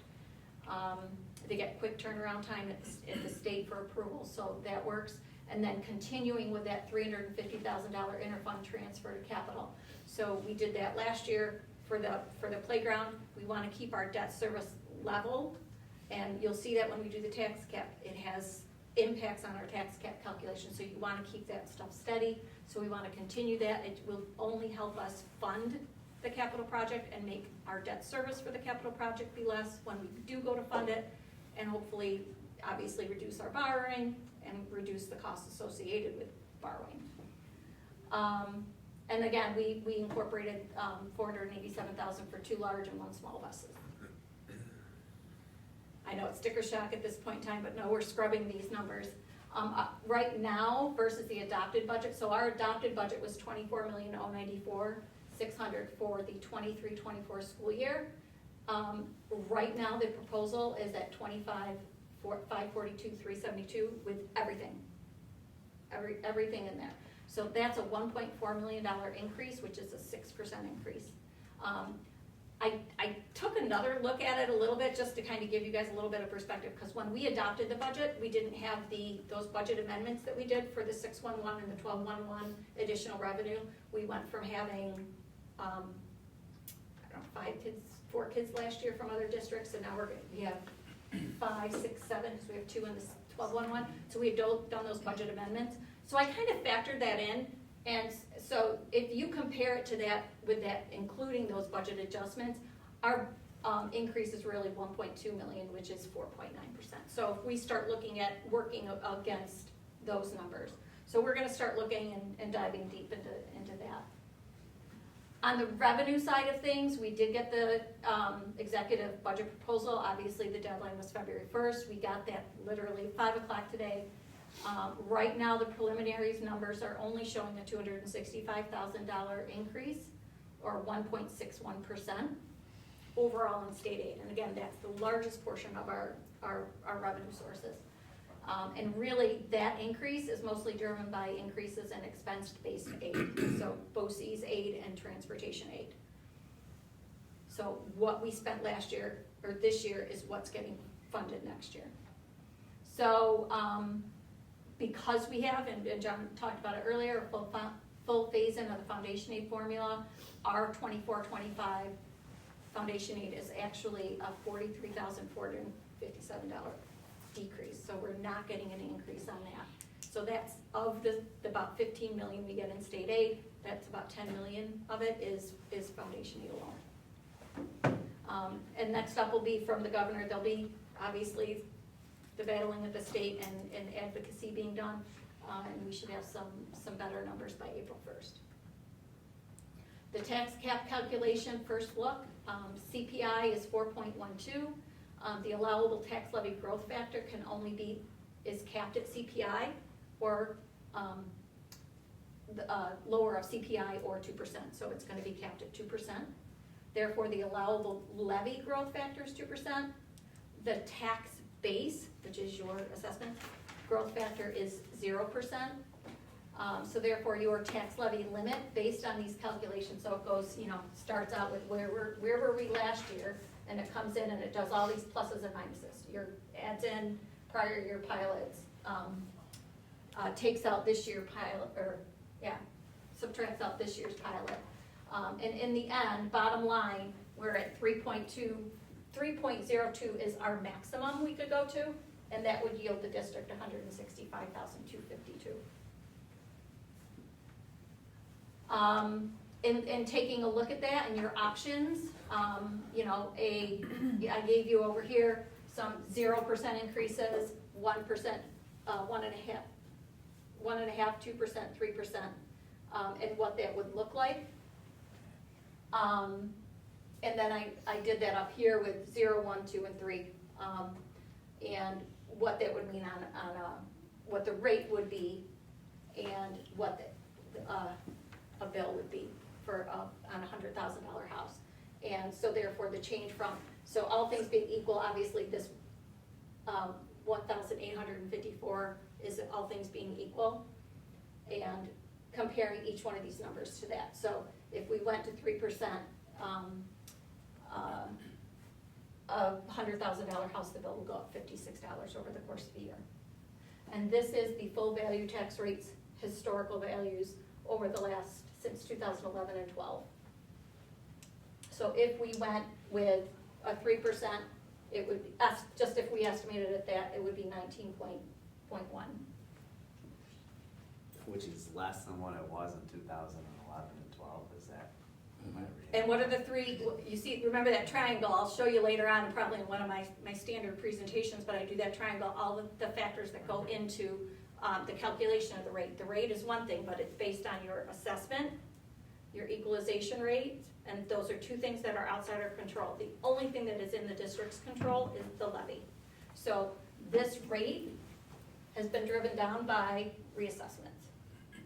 Your assessed values have gone up. If you went from 22 to 23 from 19.34 to 18.54, and our tax levy stayed the same at 5.4 million those 2 years, which they did, right? If you went from 19, the only two things that could have changed was the equalization rate or your assessments. So if this is going down, I'm gonna say there was some reassessments in the community. There's a ton of reassessments. Yeah. Yeah. So I don't think anyone's surprised by that statement. And it happened in a lot of districts. No. Yeah. So back in 2011, a $40,000 house is now the $100,000 house it is in 2024. Basically, that's what that tax increase is telling me. What is it? So like, our $100,000 house now, here, in 2011 was probably like a $40,000 value home. That's why you're getting that big break, where it's going from $22 down to 19. Right. Yeah, so how's the assessment? Yeah, it's assessments and equalization rate across the state. So those are the two things on that triangle. So, and looking historically, your tax levy increase, you've seen this chart before. You've got your blue line is your tax cap, and your yellow line is what you actually went out at. So if you look, I didn't put it on here. I did, at the bottom, your average levy increase from 12-13 through 23-24 was 0.89%, under 1%. If you go to 3%, your average levy increase 12-13 through 24-25 is 1.05. So you're still hovering around that 1% average.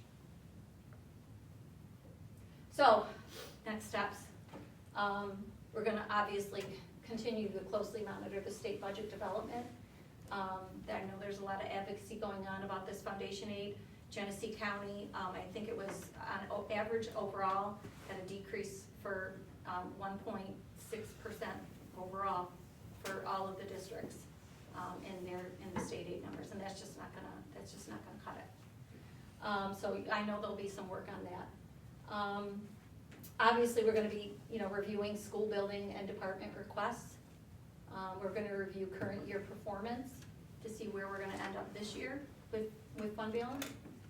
So we're preparing that fund balance projection. We are already starting to review existing POs and new requisitions to make sure, everything's done and closed out so that we can button that number down. Obviously, we're looking at staffing needs for 24-25. We discussed that tonight. And one of the things I'm working on is the creation of a long-range financial plan so that we can actually, we're not just looking at year over year, what do we gotta do next year? We need to plan ahead. So when you're looking at, say, that slide that we did with Rob, if you know in 2 or 3 years that we need to, fund a big infrastructure, technology infrastructure project, making sure that we have planned for that. So Looking at the budget calendar, obviously tonight was the instructional department and baseline budget presentation. February 13th, we'll have a little more detailed preliminary budget. March 1st, that tax levy limit calculation is due to the state comptroller. March 19th, we have another budget presentation. April 1st is when the legislative budget is released, so we'll have, and I think you guys have enjoyed having the budget workshop in April. That's on the calendar, April 11th, and we can decide as we get closer if there's more information. We will absolutely prepare for that. And then April 16th would be when you would need to adopt the budget, approve the property tax report card, and we'll do our final budget presentation, because the budget hearing is on May 14th and the vote is on May 21st. Stay tuned. Anybody have any questions? That was a lot. I know. Christine. Yeah, thank you. It was a lot, and we trimmed it down. I'm sure you did. Yeah. We trimmed it down.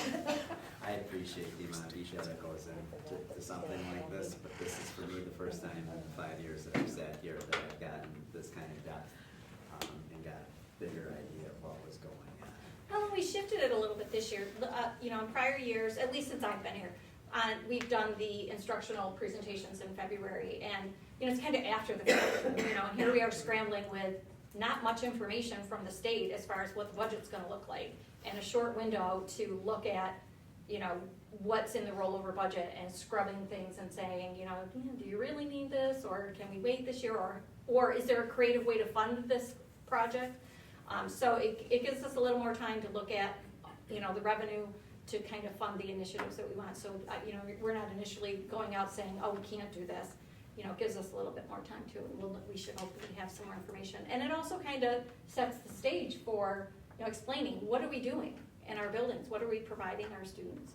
So, Well, it's a nice snapshot of where we are. I'm thinking like if you were to onboard somebody, like this would be a nice document to say, hey, you're new to this board. Here's some information that's gonna help you to get a bigger picture of what's going on within the district. I think it's, you know, it's a good way to kind of move forward and then say, well, and this year we had X number of employees and this is where we're at. And this is, it's just a nice well, record. you go to back, maintain. Yeah. because it's all on our website now. Yeah, you know. this is. The enrollment number is interesting too, and I was looking around the room to see, Mike Crum, I think in 2019, I was looking to see who would have been here for this, and I think I got Lynn and JC and Rob.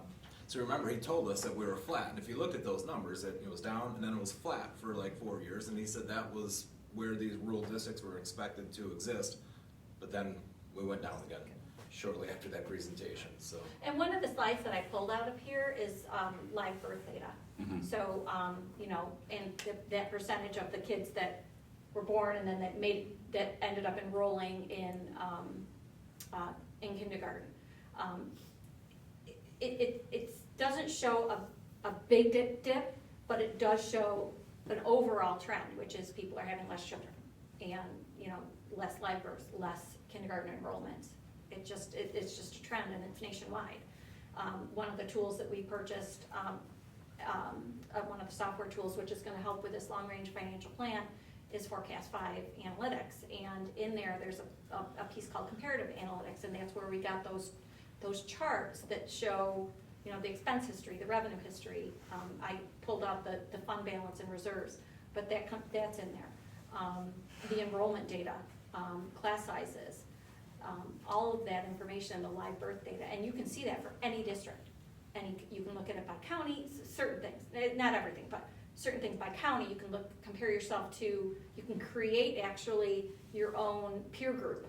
You know, so I want to look at, you know, I don't want to compare myself maybe to Batavia or what's that little tiny district that's only like K through whatever. Wyoming, right? I'm not going to compare Oakfield with Wyoming, but I might compare it to, you know, I don't know, an Alexander or Perry or you know, certain ones. So you can create that. So it's a really nice analytical tool. So we're using that to help develop a group of us business administrators have had one workshop already, and we're going actually next Monday to finish, work, next steps on creating a long-range financial plan for our district, and something that we can keep up to date, kind of what we do with the reserve plan for you guys is give you that, we can give you this every year too.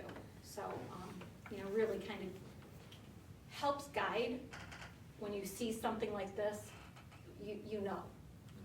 But it's, the idea that we're projecting enrollment is a business decision, right? Like that, just like any, like a pizzeria would look back and what are they going to order for, whatever supplies are on Friday night over historically the last, 15 years of Fridays. And I think this is it's a move in the right direction. Mr. Crum, he taught me a class on enrollment projection and like how it drives decisions. And it's interesting that he predicted that we would stay flat and we really have decreased. You talk about birth rates, but there's politics of our state too, right? That are Sure. driving people out of the state. Yeah, absolutely. You know what, I thought that too. Right. But I looked, some of this data you can get nationwide. And, because Forecast 5 supports, because it's through Frontline, and they're like the big brother of education right now, the education data and collecting all that. But there's nationwide data, and it's. But it's great to be able to make It's informed not decisions. just, it's not just 13 New York years State, down because the road. I tried to look at that, and the trends Florida, are, right? trends are See what their similar. enrollments are doing. You would think that'd be on the incline, right? You would think Certain- so. Some, these right, people have to go certain somewhere, regions, right? You would certain think. regions, If the birth rate absolutely. stays the same, That's where they're going. right. Right. But if the birth rate is decreasing But it's the across the birth nation, rate. then you're going to see Right, that. the birth rate, but then when you compare it to enrollment, like say, people aren't going, well, they might be going out to Vegas and, make babies, they might be born here and then they go to school out there later. You know what I mean? There's that kind of trends that might show too, that, Would it be down to 7:35? Is that where we're at right now? Is that what it was? No, not 7:35. Oh. No, that's accurate too. That is not, that's what it is. I thought you were gonna. No, but Yeah, I broke is that where, is that where we're at right now? So our enrollment right now is at 735, and 2009 you were at 993. See, that's crazy to me. That seems just so crazy to me. How much do we have an idea of kids that transfer to Notre Dame this year? What was it, 2000? Enrollment, we can get that data, I think. Yeah. I'm just kind of curious on what that does look like. I know, Do you know this? I think the 9th grade class, they've had 3 kids in the last 2 years. From us, I mean, from it's- Oakfield. And if you think about, like, look at graduation rate, we had 61, that brings us down to 98%. So it's a percentage that, and I know that only 3 kids doesn't sound like a lot, but it's a percentage. That's of just our- one child. well, that's only one grade. For one grade, yeah. And to have 3 kids go out of just that one grade, it'd be interesting, because that comes away from our enrollment, right? Because when they Right. go to Notre Dame, they're out of even though they live in Oakfield, And I they're not going towards I this number. think we might be able to get. I think there's 7 Notre Dame kids. When you talk about Title I stuff, part of our grant is private schools and homeschool. We have seen an increase in homeschool over the last 5 years or so. And I think for all the private schools, not just Notre Dame, but all the private schools were around 20 to 25 students total from all grade levels. So when that homeschool is considered like a private, When you run the report through School Tool, Yeah, they yeah. run the same, so we have to tease out the homeschool versus the private school sectors, and we probably have close to 20 homeschool total. So almost as many as. Yeah. almost a section, not that they all would be in the same first Right. grade class. Right. But if you think about those two Yeah. numbers too collectively, you're around 40 kids total. And look at add that 735 to, Correct. 40, and you're getting closer back to Right. that 900 number. And I think sometimes when you have youth sports, you don't notice that dip because those They're that are participating. homeschool and private Yeah, school you're still right. participate. You're right. It's when you funnel here that we have to segregate them. Yeah. Oh, that's interesting. Yeah, there's 7 Notre Dame kids that are over there from us. That Yeah. you're But transporting? we have three We or, don't we have transport all of 4 them. different private Some of them. schools within our Some of region, them. so total, Right. So it's not just Notre Dame. not just Notre Dame. Yeah. 2 St. Joe's. You've got the St. James, is that still St. available? Paul's. Or St. We have Paul, one yeah. St. Paul, we have 1 St. Paul's kid, 2 St. Joe's, Yeah. one at the Christian Academy of Orleans County. That's on top of Fletcher Chapel. There. They're potential students, but they're. Correct, they would be considered our district level students if they chose to enroll. Yeah. Wow, I guess I wouldn't have thought of that route at all. So this is great foundation for moving forward with budget work. Yep. I do like how this has been presented now, so that we can kind of build up to this later, but it does seem like initially there's a discrepancy from what our increase in budget will be to what we are going to be funded. So it looks like there's like a 2 to 3% discrepancy from what we're going to need and what we are getting. So we'll talk options, Yeah. you know, obviously. Scrub some numbers and Yep. we'll get back to you. Okay, we're still up. Okay, yep, all right, thank you very much. On to the approval of minutes. Item 3, be it resolved that the minutes of the December 19th, 2023 regular meeting be approved. So moved. Oh, man, got you on that one? Yeah, Can you I get think? it? I think so. Pretty I was sure. gonna say Play the tape. Oh, really? Okay. I don't know. She's just louder. I don't, you're so far away. There's Yeah, no Maria's way. louder. She's sorry, ma'am. She gave it to me. Yeah, she did. All right, she's the one that's writing it down. We'll play Matt, the can I tape, get a but second? I will not approve the minutes of the Second. next board meeting. Oh, second. Any further discussion? All in favor? Aye. Opposed? Motion passes. Carla, do we have visitor requests tonight? Should not. Okay. Approval of warrants. Be it resolved that after an audit of the bills, payments of the warrants, and internal claims, auditor reports be approved. Can I get a motion? So moved. Second. Second place. Any discussion? All in favor? Aye. Motion passes. Or excuse me, opposed? Motion passes. Treasurer's report. Be it resolved that the treasurer's reports for November 2023 be approved. Can I get a motion? So moved. Can I get a second? Second. Oh, Natalie can have it. All right. Good, because I wrote it down. Look what you started, Josh. Everybody's on the fight. Any discussion? No. All in favor? Aye. Opposed? Motion passes. Okay, we have got a slew of policies here. John, you want to Yeah. guide us here a little bit? Yes, the first policy, 6190, is brand new. This refers to the workplace violence prevention policy statement that all districts need to have in compliance by April. This policy makes us establish a committee, makes us establish a workplace violence prevention coordinator, which I just identified as myself, in which we need to have a committee to put a plan in place to help prevent and review workplace violence. There's also an attachment that goes along with this new policy. This policy is so brand new. I've been working with the other superintendents in creating these statements. We're almost at the end of having this document. Certainly I can have the board review it, but the policy needs to be in place in the next month or so. I'll be honest with you, I don't really know what you would change in it because it is absolutely brand new and required by state law, and that's where we got the policy from. So within all of the information in there, we are abiding by having a committee. We'll have documentation. There's a referral form. We also have to indicate where there might be a higher risk of workplace violence. Part of this program talks about, possibly teachers in our 611 class. There could be, students or situations where, someone could get hit or slapped or punched or whatever. Some of our staff may be late at night.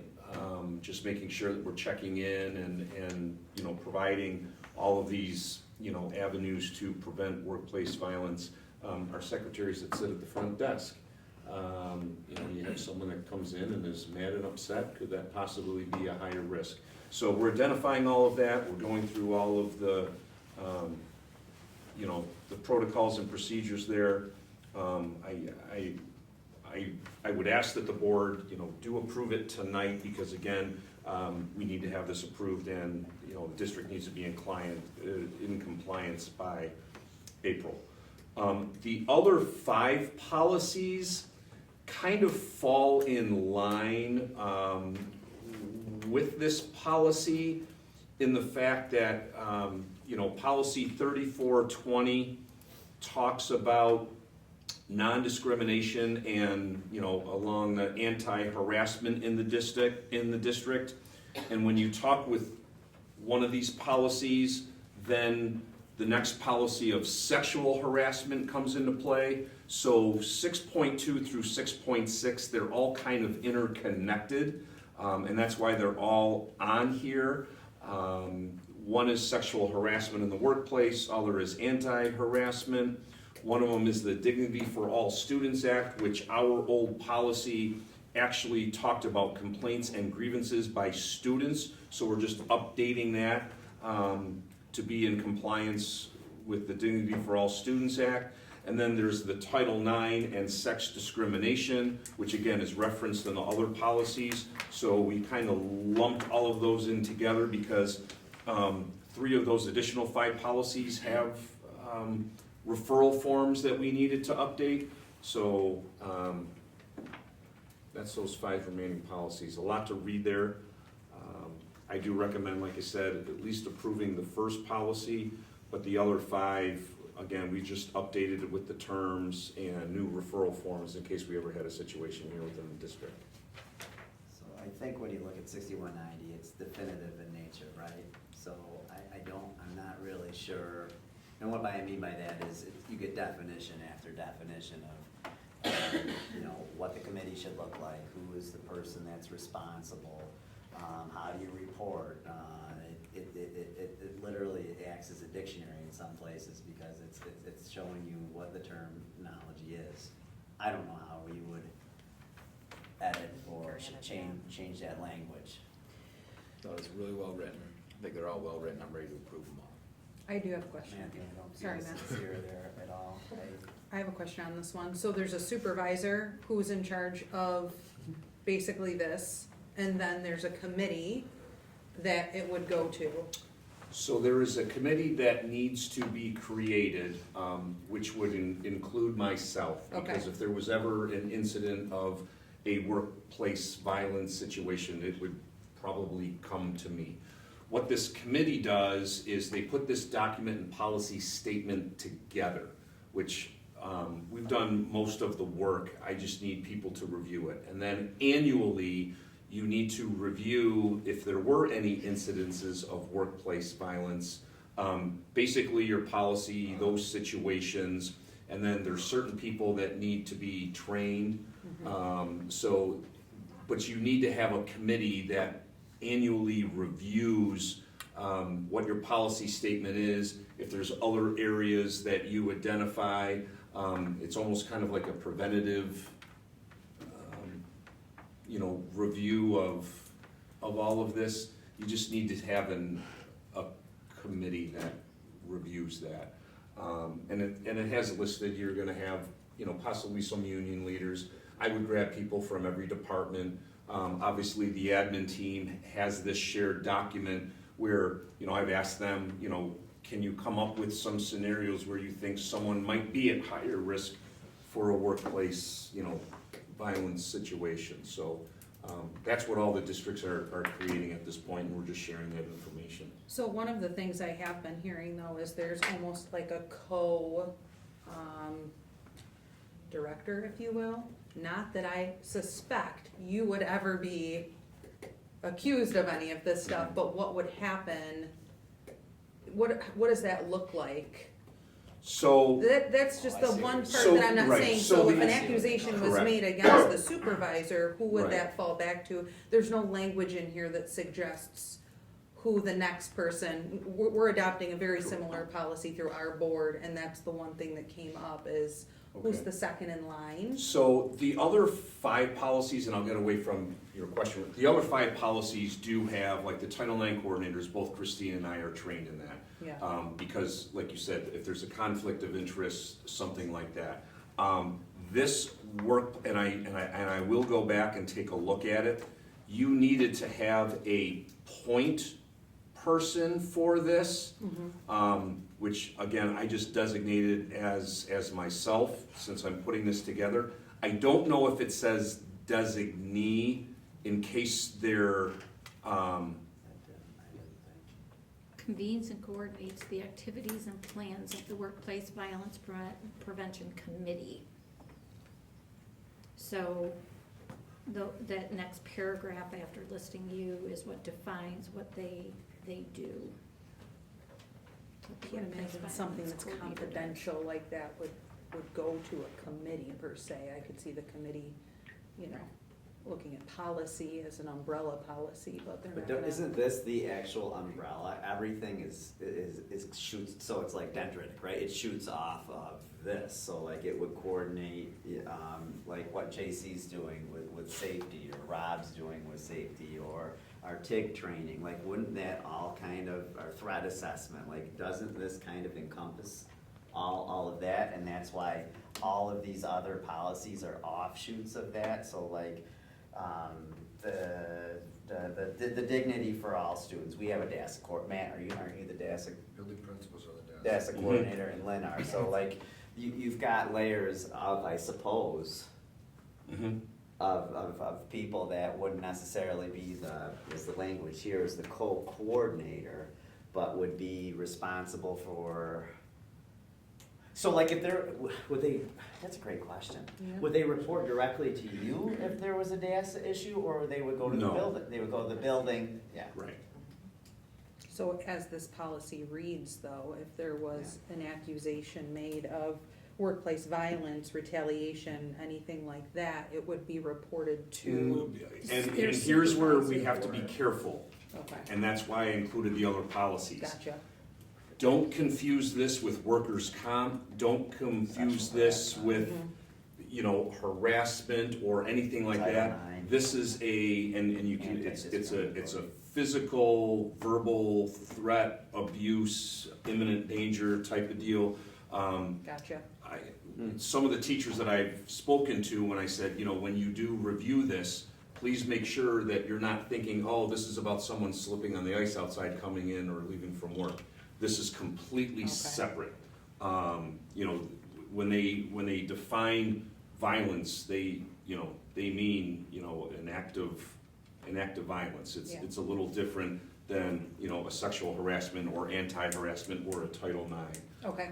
This is something where, you know, they've taken this very serious, you know, like a. So this is like that safety assessment, Don Shamet then, like where we were kind of looking at some of those things opposed to the sexual harassment types of stuff. I don't know why I make those noises when I say that, but like this is more straight up safety. So.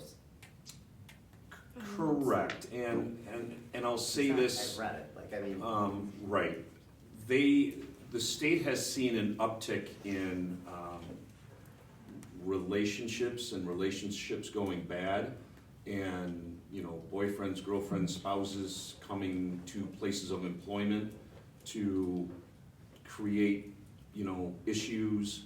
You know, they've seen an uptick in colleagues, and I want to say this has occurred over the last possible, you know, about a year and a half, where colleagues get into arguments, and maybe 5 or 10 years ago you could have, you know, some insults, but now you're talking physical fights and you know, people putting hands on each other and the pushing and the it's just. And I think that the state felt the need that they needed to get this policy in quickly. And we're just, like I said, getting it implemented with referrals. We're also doing a backlog. We have not had a workplace violence. Part of the evaluation is going back and looking, and we're gathering the data. You know, I included some COVID data and sick leave and things like that. But we have not had a report of workplace violence, which again is very different than like a workers' comp. John, how are you checking if your staff has actually read and reviewed all these policies? I know it says annually they have to review them. Is there an electronic format that you're doing this in? So I'm sharing the documents. I have yet to do that because I haven't created this. I'm in the final stages of getting that policy statement. I do believe it needs to be approved by about February 1st and then by February 15th. some of this needs to be in place. So when I have that done, I will put this in a document and share it with the people that want to be a part of it. I'll share it with the admin team, the department leaders, and then a handful of teachers, whoever sign up. Because this says all employees will participate in the Those are district. for the trainings. That'll be for next year. Okay. The staff has mandatory trainings that we need to do each year. Here's another one. And is that documented online or paper? It's usually, It's an electronic report I Okay. can run, of who's completed it, it'll say what, we here's kinda 7 of look at 7 it throughout trainings, that, and yeah. we'll be able to see if they took all the trainings. And So- all employees are reviewing all of their policies annually, I would assume? Not all of the district policies, but the Yeah. ones that are mandated, Okay. are, that we've, Yeah. they complete all of the mandated trainings. Okay. And we've actually been talking about developing some additional trainings and utilizing it for that. So say, for example, Josh has used some of the Safe Schools trainings for his drivers that he felt needed additional stuff. There's other trainings out there, so, you know, if we find a particular employee needs some enhanced training in a certain area, if there's a topic out in Safe Schools, you can actually assign that training to him later on. So we're actually talking about adding some stuff out there. One of the ones I want to do is our extra class activity funds, developing a training that we give out to all of our faculty advisors that are running a club, so that they've actually, you know, acknowledged that they've gone through the training, this is what we do, you know. So we have a competency format to document their trainings, Right. correct? Okay. Correct. So I'd like to see if we can vote on this tonight, make a motion for this, and then maybe push off 6.2 through 6.5 for a second reading. And then with the lens that we're seeing how those connect to this, and whether or not, you know, there's language in there that's going to provide, you know, what we're kind of making sure that there's coverage, or there's not, you know, there's not the ability to report to somebody else if something comes up, if that's okay. So could I get a motion? I'll make a motion to approve policy 6190 as written. Thank you. I'll second that. All in favor? Aye. Opposed? Motion passes. Thank you, guys. Thank you for the explanation, John and Christine. Okay, Christine, you got more gas in the tank, or? Nope. Okay, so, all right.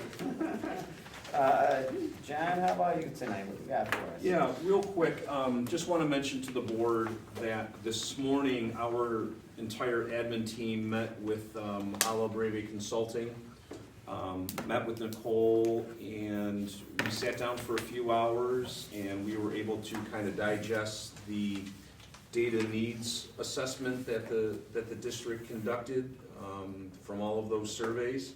We had some great discussions. We took place in a SWOT exercise, which is the strengths, weaknesses, opportunities, and threats. And it was very good.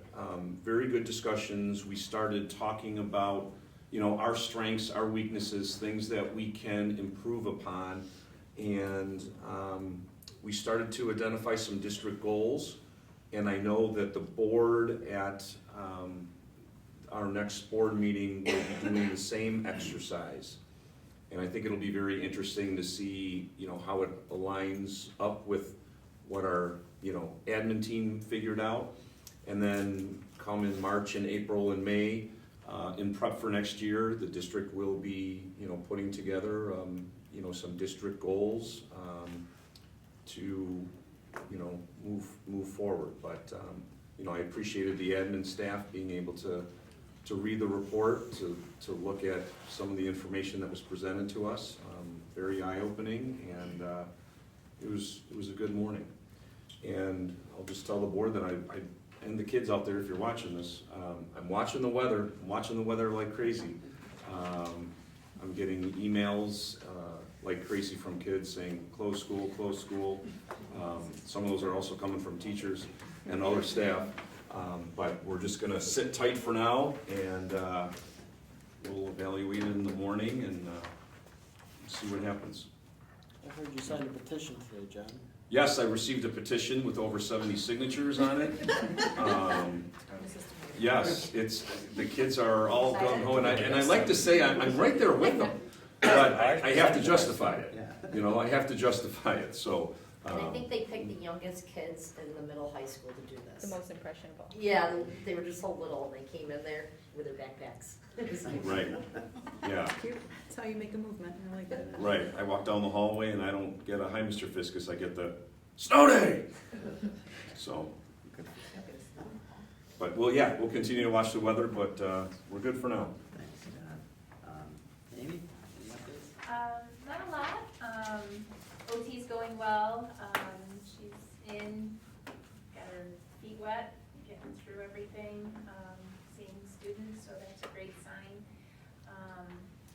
Robin had mentioned the, computer-based testing simulations, just getting our students prepared for all of that. Those are coming up right around the corner, especially our students with needs and getting those testing accommodations in place. So, pretty much. A lot of annual reviews this past month. That was a long list. That too. Very busy. Thanks, Amy. Yep. Connie. Last month I reported we had elementary pacing guides published up on the website, and now we have our middle high pacing guides on the website. And as you heard, like Kristen said it, our elementary 3 through 5 reps said it, they use those pacing guides now to figure out, okay, do we need to reorder, do we need to reprioritize? So they're really starting to become living, breathing documents, which is what curriculum should be. So it was nice, and that was not solicited, any of the things that they said about that, so it was nice on our end to be able to hear, they really are valuing and using those. So they're up on the website, and they'll keep building out as more teachers complete their pacing guides. Connie, where is that on the website then, the pacing stuff, is it? So it's under curriculum, I have to look, because I just changed. Oh, no, don't do it now. I can, Well, don't So worry about it. Justin, just so you look, so under there's a page for CIA. Yeah. And then there's high school or middle high school and an CIA. elementary It's link under under departments. those as well. CIA, Yeah. they're all there. Thanks. Go to each link for separate. Thank you. Yeah, thanks. I'm sorry, I didn't mean to cut you off, Connie. No, that's okay, no, that's all. Well, thank you. Lynn?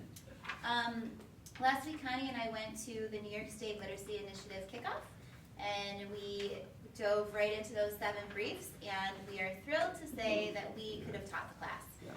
The Science of Reading initiative coming from the state, we are so far above and beyond where the state is. There's a couple shifts that the state is bringing, the culturally diverse and conversations of that nature, but those are going to be super easy tweaks for us. So we're in a great place for one of those initiatives that are coming down. Thanks, Lynn. JC? Yeah, I wanted to follow up on some of the things that Christine mentioned in our capital outlay project that you'll see coming on board soon. Some safety upgrades in terms of the license plate readers at each entrance. And then each main office will be having a big TV that will automatically flash anytime an exterior door opens. It'll show the camera on that door. So the people in the main office in each building will be able to see who's going in and out of the buildings anywhere in the building. So some huge upgrades that are just starting to get below the water level. I mentioned that our new system was like an iceberg, and we're just at the tip now. We're getting into some of those really nice advanced features that we'll be able to leverage. So stay tuned, those should be getting installed shortly. And then the last thing part of that is Lynn's building already has a lockdown button in the main office. The middle high school will also be getting one of those as well. And there'll be a couple additional lockdown buttons in the high school building. So license plate readers are in? They're on campus, they're installed. Not installed. They'll be installed shortly. Okay. And Weather Maria was asking me, actually, where, are you putting them at the physical entrance of the There'll be elementary? one for all 3 of the entrances, yeah. I don't Is this know- gonna be conspicuous? I have no idea. I couldn't tell you. I know we had a company come out. You know, you could put it in one of John's rocks and, there. So hypothetically speaking, let's say a student may or may not have wanted Santino's pizza, and they were to go out the end door here. I feel like you have experience at this in your past. Mrs. Boswick caught me on my way back. She said the audacity, and I thought, what does that word mean? And I realized that was not a positive word. But if that door opens up, then possibly Deb is gonna Well, see it that. does two things. It'll show you that, and it'll show if a door doesn't latch when somebody piles himself in and it remains unsecured. It'll show us that it's not latched. Where else is that, like, do we know of other areas, school districts that have anything like, cause like that was like that's crazy to me to think. It's awesome. That's known as a discrepant event, something that shouldn't happen. So that's bringing your. It sounds like my life, a discrepant event, like it shouldn't happen what I'm doing, but it just does. Is this like this in other school, like is there another school district you can think of? You two guys are right there. No. I know the lockdown In this buses, the area. halls, Not that I'm there's, aware of. there's Me one neither. other in Western New York, but I don't know of the other, the TVs flashing to the. I was excited for my 611 elopers that Yes. we only got. Yeah, right, there he goes. I've seen Which door do you go out? I think the door's not You don't have latching to is a have big the thing, lasso. because I think every audit that we've done, that was one of the issues that's come up. We just talked about that today with the salt, the rock Yes. salt gets in the way, so things like that happen. And Jordan goes around and he's really good about checking, but this is gonna give us another layer of safety. Does this record as well? So like nighttime, kids in and out at night, are we recording? Usually And recorded. It's our the security system. Yes. Truly incredible. license plate readers. 1984 is one installation. Yeah. No more senior pranks, huh? Yes. At least we have more ideas than what happened. Holy smokes. All right, no one's getting out. Good stuff. All right, Matt. Schedule. I want to talk a little bit about the schedule and inform the board about where we are in the process for how that will unfold over the next few months. We had our electives fair, as I mentioned already earlier, last week. So our students have an idea as to what we're offering next year, what will be offered. We usually rotate some of those courses every other year. From there, those students will meet with our counselors over the next couple months-ish, because it could spill into March. And our counselors will reach out through Parent Square or a letter to parents inviting them to be a part of that process if they want to. So once they have met with every one of our students, that's usually about late March, early April, then what they'll do is give me a list of the course numbers, which students are signing up for which courses, and from there we have to make some decisions on what sections we're gonna run or not run, and then make some decisions about what teachers we think are gonna teach those courses. Again, that puts us in the mid-April range. From there, we start to build the schedule. We plug all the courses, the proposed courses, into the schedule with specific teachers attached to each one. That's a process that goes from April into May, and we usually rely on a scheduling committee that consists of both administrators and teachers to do that. By the time that's done, and there's a process for that that actually has already started. We have some templates and mock-ups for what that schedule will look like. We usually have to start with the middle school because that's tight. By the time we plug all those in by June, teachers will know exactly what they're teaching. But from there, the schedule looks good on paper. We know what courses we're running and who's teaching what. But there's so much more that happens after that, and that's usually saved into the summer because it's usually either me in the office deciding who's doing which study hall. It's a painstaking process that I don't need a committee for, or the counselors are doing some last minute shifts with study halls and lunches, schedule changes. Again, that's painstakingly long, but it doesn't take a committee of people. So by the time that's done in mid-August is when we split the schedules up for the students. So it's a process that's really starting now, but it'll go fast and furious between now and August. And I just wanted to present that to the board so you had an idea of what the timeline was. Thanks, Matt. Rob, any updates? Yeah, so 4 years ago, the New York State Ed Department adopted a new set of standards, the Computer Science and Digital Fluency Learning Standards. It's a mouthful. So basically, it's all about cybersecurity, computing standards to be literate. So tomorrow at BOCES, I'll be attending with Connie and Matt and two of our teachers that are handling those standards that are mandated to be rolled into the curriculum as of this fall. They decided to combine a conference on artificial intelligence and the computer science standards and how they dovetail together. So Chris Harris is actually keynoting it for the whole state. So it's going to be kind of presented live at BOCES for the state. And then there'll be other things in the afternoon from Albany that are projected to us as well. So that should be a good event tomorrow, learning on that.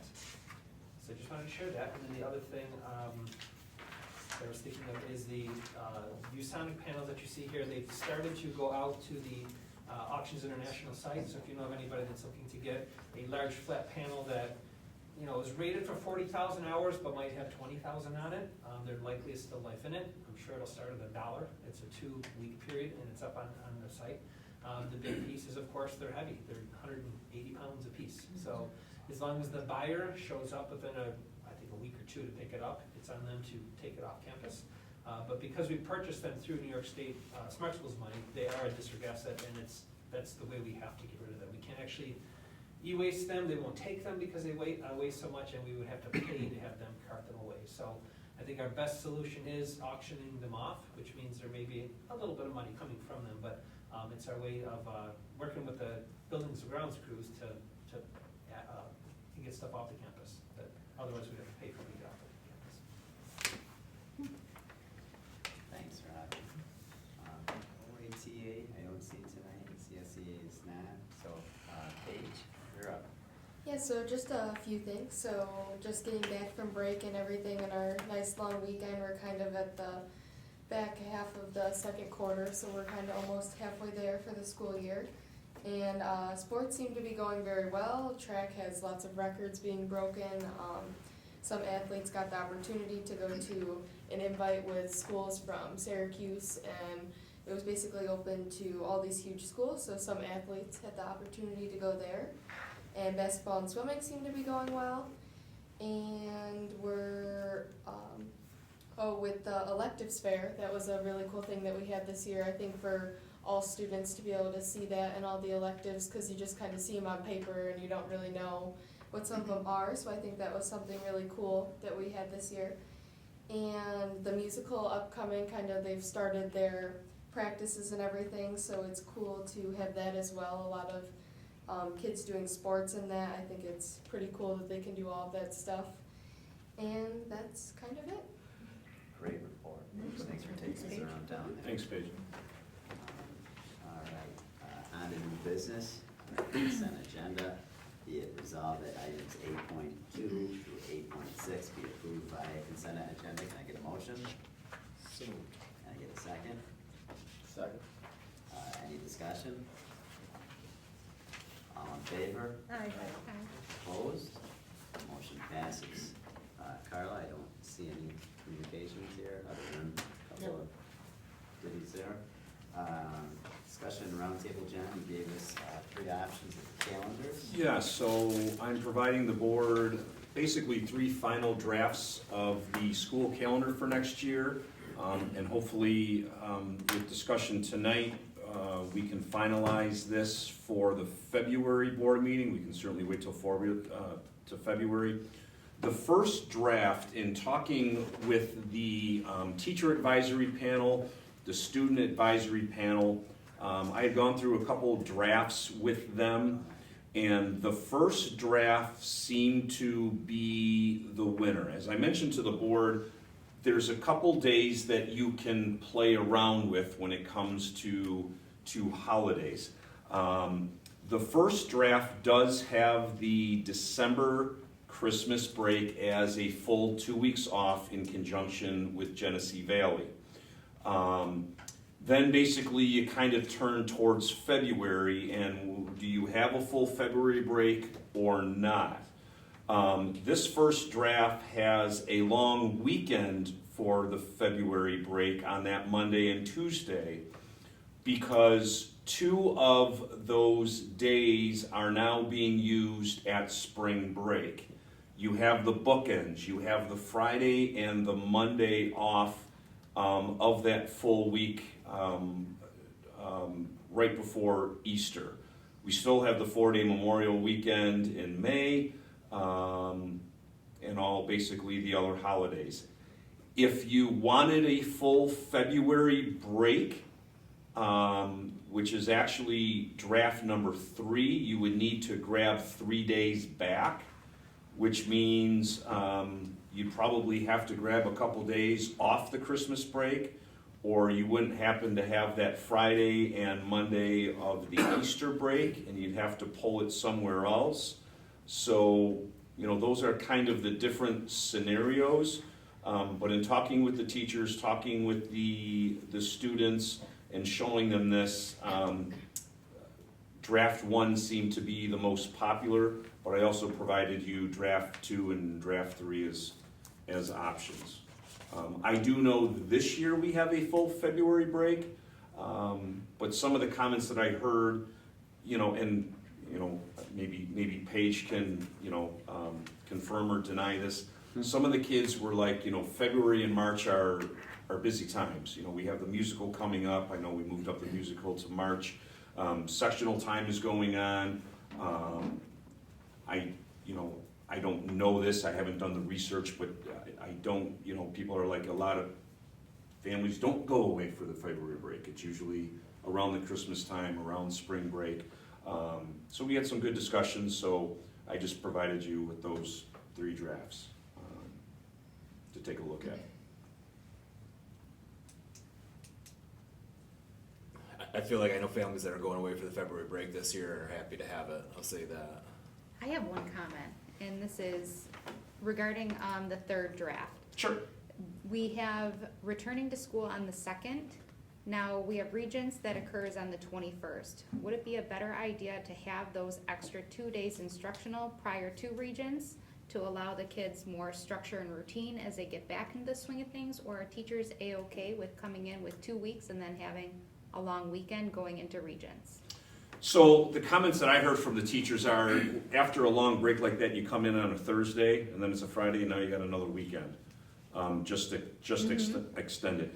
We do not have a lot of students taking Regents exams in January. I think the ELA 11 class, they do, but that is actually just a normal week of school. Like our students don't have off. I know other districts have their students off that week. So, Last year we gave the ELA Regents to all juniors this year. Right, and Only this- 19. Right. yeah. I think we also, last year when we made this February change, we talked about, days that we had BOCES students in school when BOCES was out, and then vice versa. I think that was probably a primary driver, and so I think we're gonna kind of go back to that, right? Where there's gonna be kids in school while BOCES. Yeah, so the BOCES does have a full February break. If we didn't, the BOCES kids still have a half a day of classes here, so they would be here, and I think sometimes in the afternoon and the morning, the kids show up and work in the library and We could get give them some. the option to either sign in late or leave early, or they could come in and work in the library if they choose to stay for the day. Right. Is there a bus run that takes them home or gets them here late? Typically, there has not been that request. And what about for the opposite of that, like when BOCES is in session and we're not?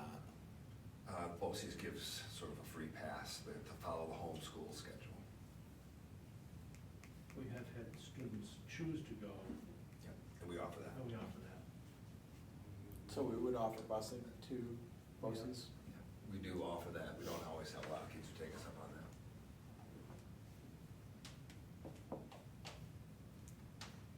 I think it's a hard mix to, what the staff wants, what the community wants. So I've personally been contacted a lot, and like everybody loves that February break.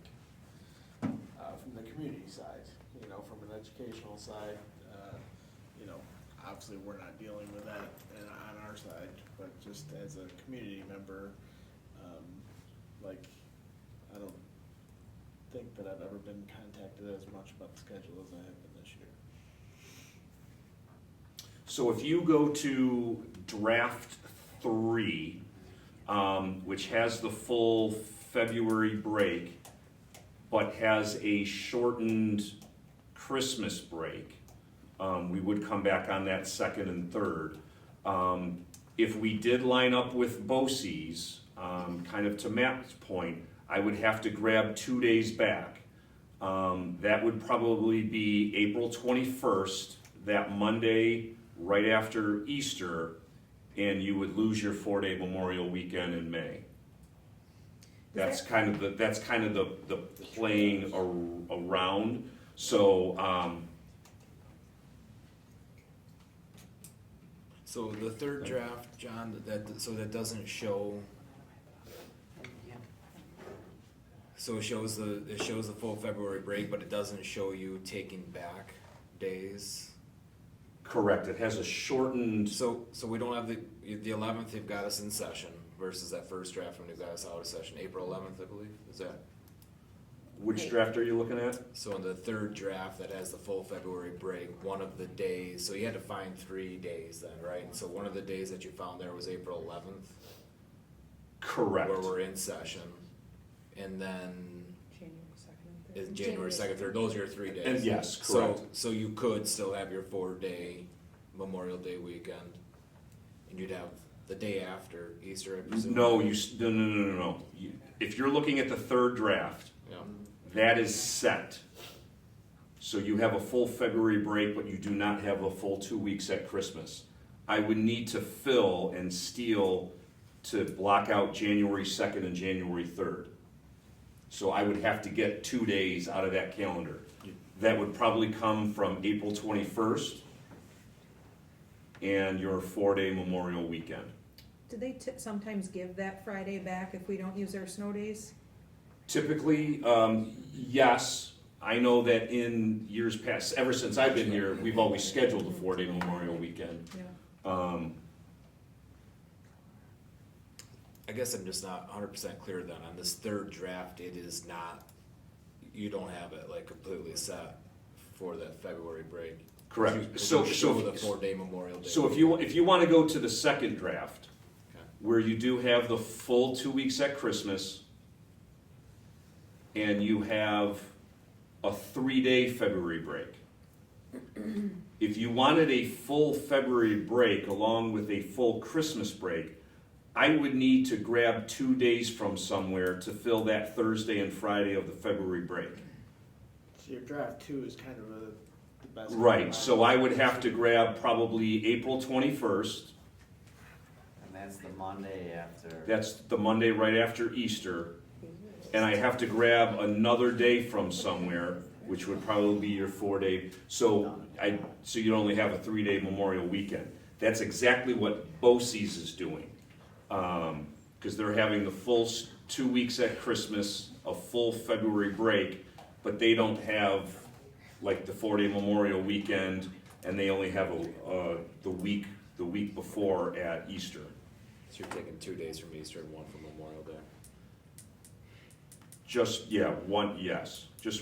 One from Easter, that Monday after Easter, and that Friday before Memorial Day. But the second one is set, you wouldn't have to move anything around, right?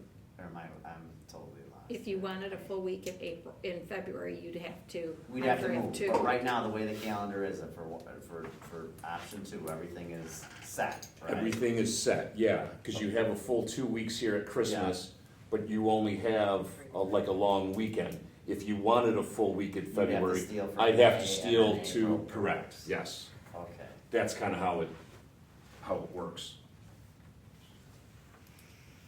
Which one are we most aligned with BOCES? Is that calendar 3? I would say, Do we have a BOCES calendar? yes, Do we have it? Yeah. yes, yeah. BOCES has the full 2 weeks at Christmas, Yeah. the full week in February. They only have the week that I have designated for Easter, the 14th through the 18th. But they don't go have back a on 3-day. They go back on the 21st, out to April. Correct. Okay. And then just the one day on Memorial The day after Easter, right? Day weekend. Correct. Just the Monday. Correct, that Monday. So it's just a 3-day. Okay, so they would potentially, other than having the full February break, this one would potentially impact them the least. Right? Number 2, you're saying? Yeah. The I think. hybrid? Yeah. Because I guess that's my biggest concern, is the interruption in the BOCES classes for me. My 2 oldest girls have had the pleasure of going there, and when our schedule didn't align, one of them, didn't do a whole lot.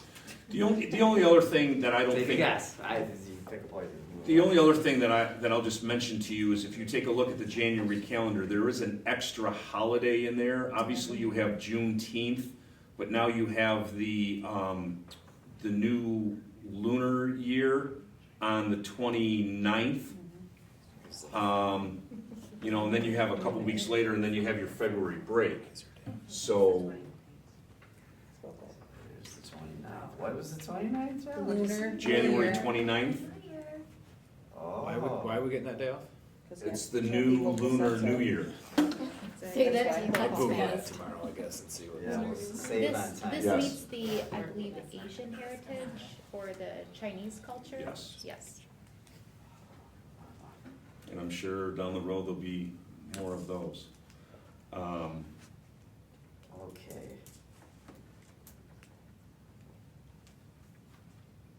Can we don't need it tonight, do we? You don't need it tonight, but I think if you wanna let me know your suggestions, and I can put it on the board for February. Because then we also do have to do a management calendar for it. We do wanna get this out to our families. The shorter February break. Do you think, John, if we do have, is it possible to get the BOCES calendar as well? Or no, is that impossible? Yeah, I think he has it approved. We talked last month, so I just jotted down the. Sure. You know, they have all the same holidays off, like I said, they just have a full December, full February, and a 3-day Memorial Weekend and just a week at spring break, so that's what their calendar is. John, do they follow the superintendent conference days as well? No, they do No. not. That's So all when- contract based from each school district's different. It is, we're actually allowed 5, only 4 of them can count for student attendance days, so that's why you see the one in August, and then the 4 throughout the year count. It really depends on what works for the school district. I'm honestly a firm believer that we like superintendent conference days on a Monday rather than a Friday, just because, no offense, by Friday, you're tired. And then I know a lot of school districts, if you take a look at a calendar, will have a 4-day Columbus weekend in October. Right, that's what I was just gonna Right. suggest is The there, problem with that is if we want outside people to come in and provide professional development, you gotta book them a year or so in advance, because everybody has that day. So to have it the following Monday, so our kids really have 2 3-day weekends, and we have that day on a Monday, serves us, I think, fairly well. Okay, we'll circle back. Thanks for kind of breaking it down for us, John. Yeah, I don't know if I there's a have right really answer hard to it, time but I'm with just, these. you know, that's what we can play with. Okay, on to personnel. Be it resolved be it resolved that items 11.2 through 11.7 be approved by consent agenda. Second. Any discussion? All in favor? Aye. Opposed? Motion passes. That went through 11.7, right? Correct. Yeah, okay, thank you. 11.8, be it resolved that Melissa Snyder be appointed to the probationary position of food service worker effective January 2nd, 2024. Can I get a motion? So moved. Can I get a second? second. Any discussion? All in favor? Aye. Opposed? Motion passes. 11.9, teacher aide, be it resolved that Kat Davis be approved to the probationary position of teacher aide effective January 2nd, 2024. Can I get a motion? So moved. Second. Any discussion? All in favor? Aye. Opposed? Motion passes. 11.10, retirement. Be it resolved that the board accepts the notice of retirement of Kurt Fisher effective March 29th, 2024. Can I get a motion? So moved. Can I get a second? Second. Thank you, Kurt, for the 4 years. I think we expressed this at the last meeting. We're thankful that you're retiring with us now. All in favor? Aye. Opposed? Motion passes. 11.11, retirement. Be it resolved, the board accepts the notice of retirement from Teresa Roberts, special education teacher effective June 30th, 2024. Can I get a motion? So moved. Second. Any discussion? Thank you, Teresa. I think Teresa's been here for 20 years, and she's currently in a very tough assignment, and we appreciate her efforts in that assignment. It's like dog lives. It's like every one day in that assignment's like for. I feel like, I just really do appreciate her efforts there. Yes. Very, very tough. Amen. All in favor? Aye. Opposed? Motion passes. Executive session, be it resolved that the board will enter executive session at 8:30 PM to discuss the employment history of a particular person. Can I get a motion? So moved. Need a second? Second. All in favor? Aye. Motion passes. I have to take this one. You guys, are you ready? Are you having it in your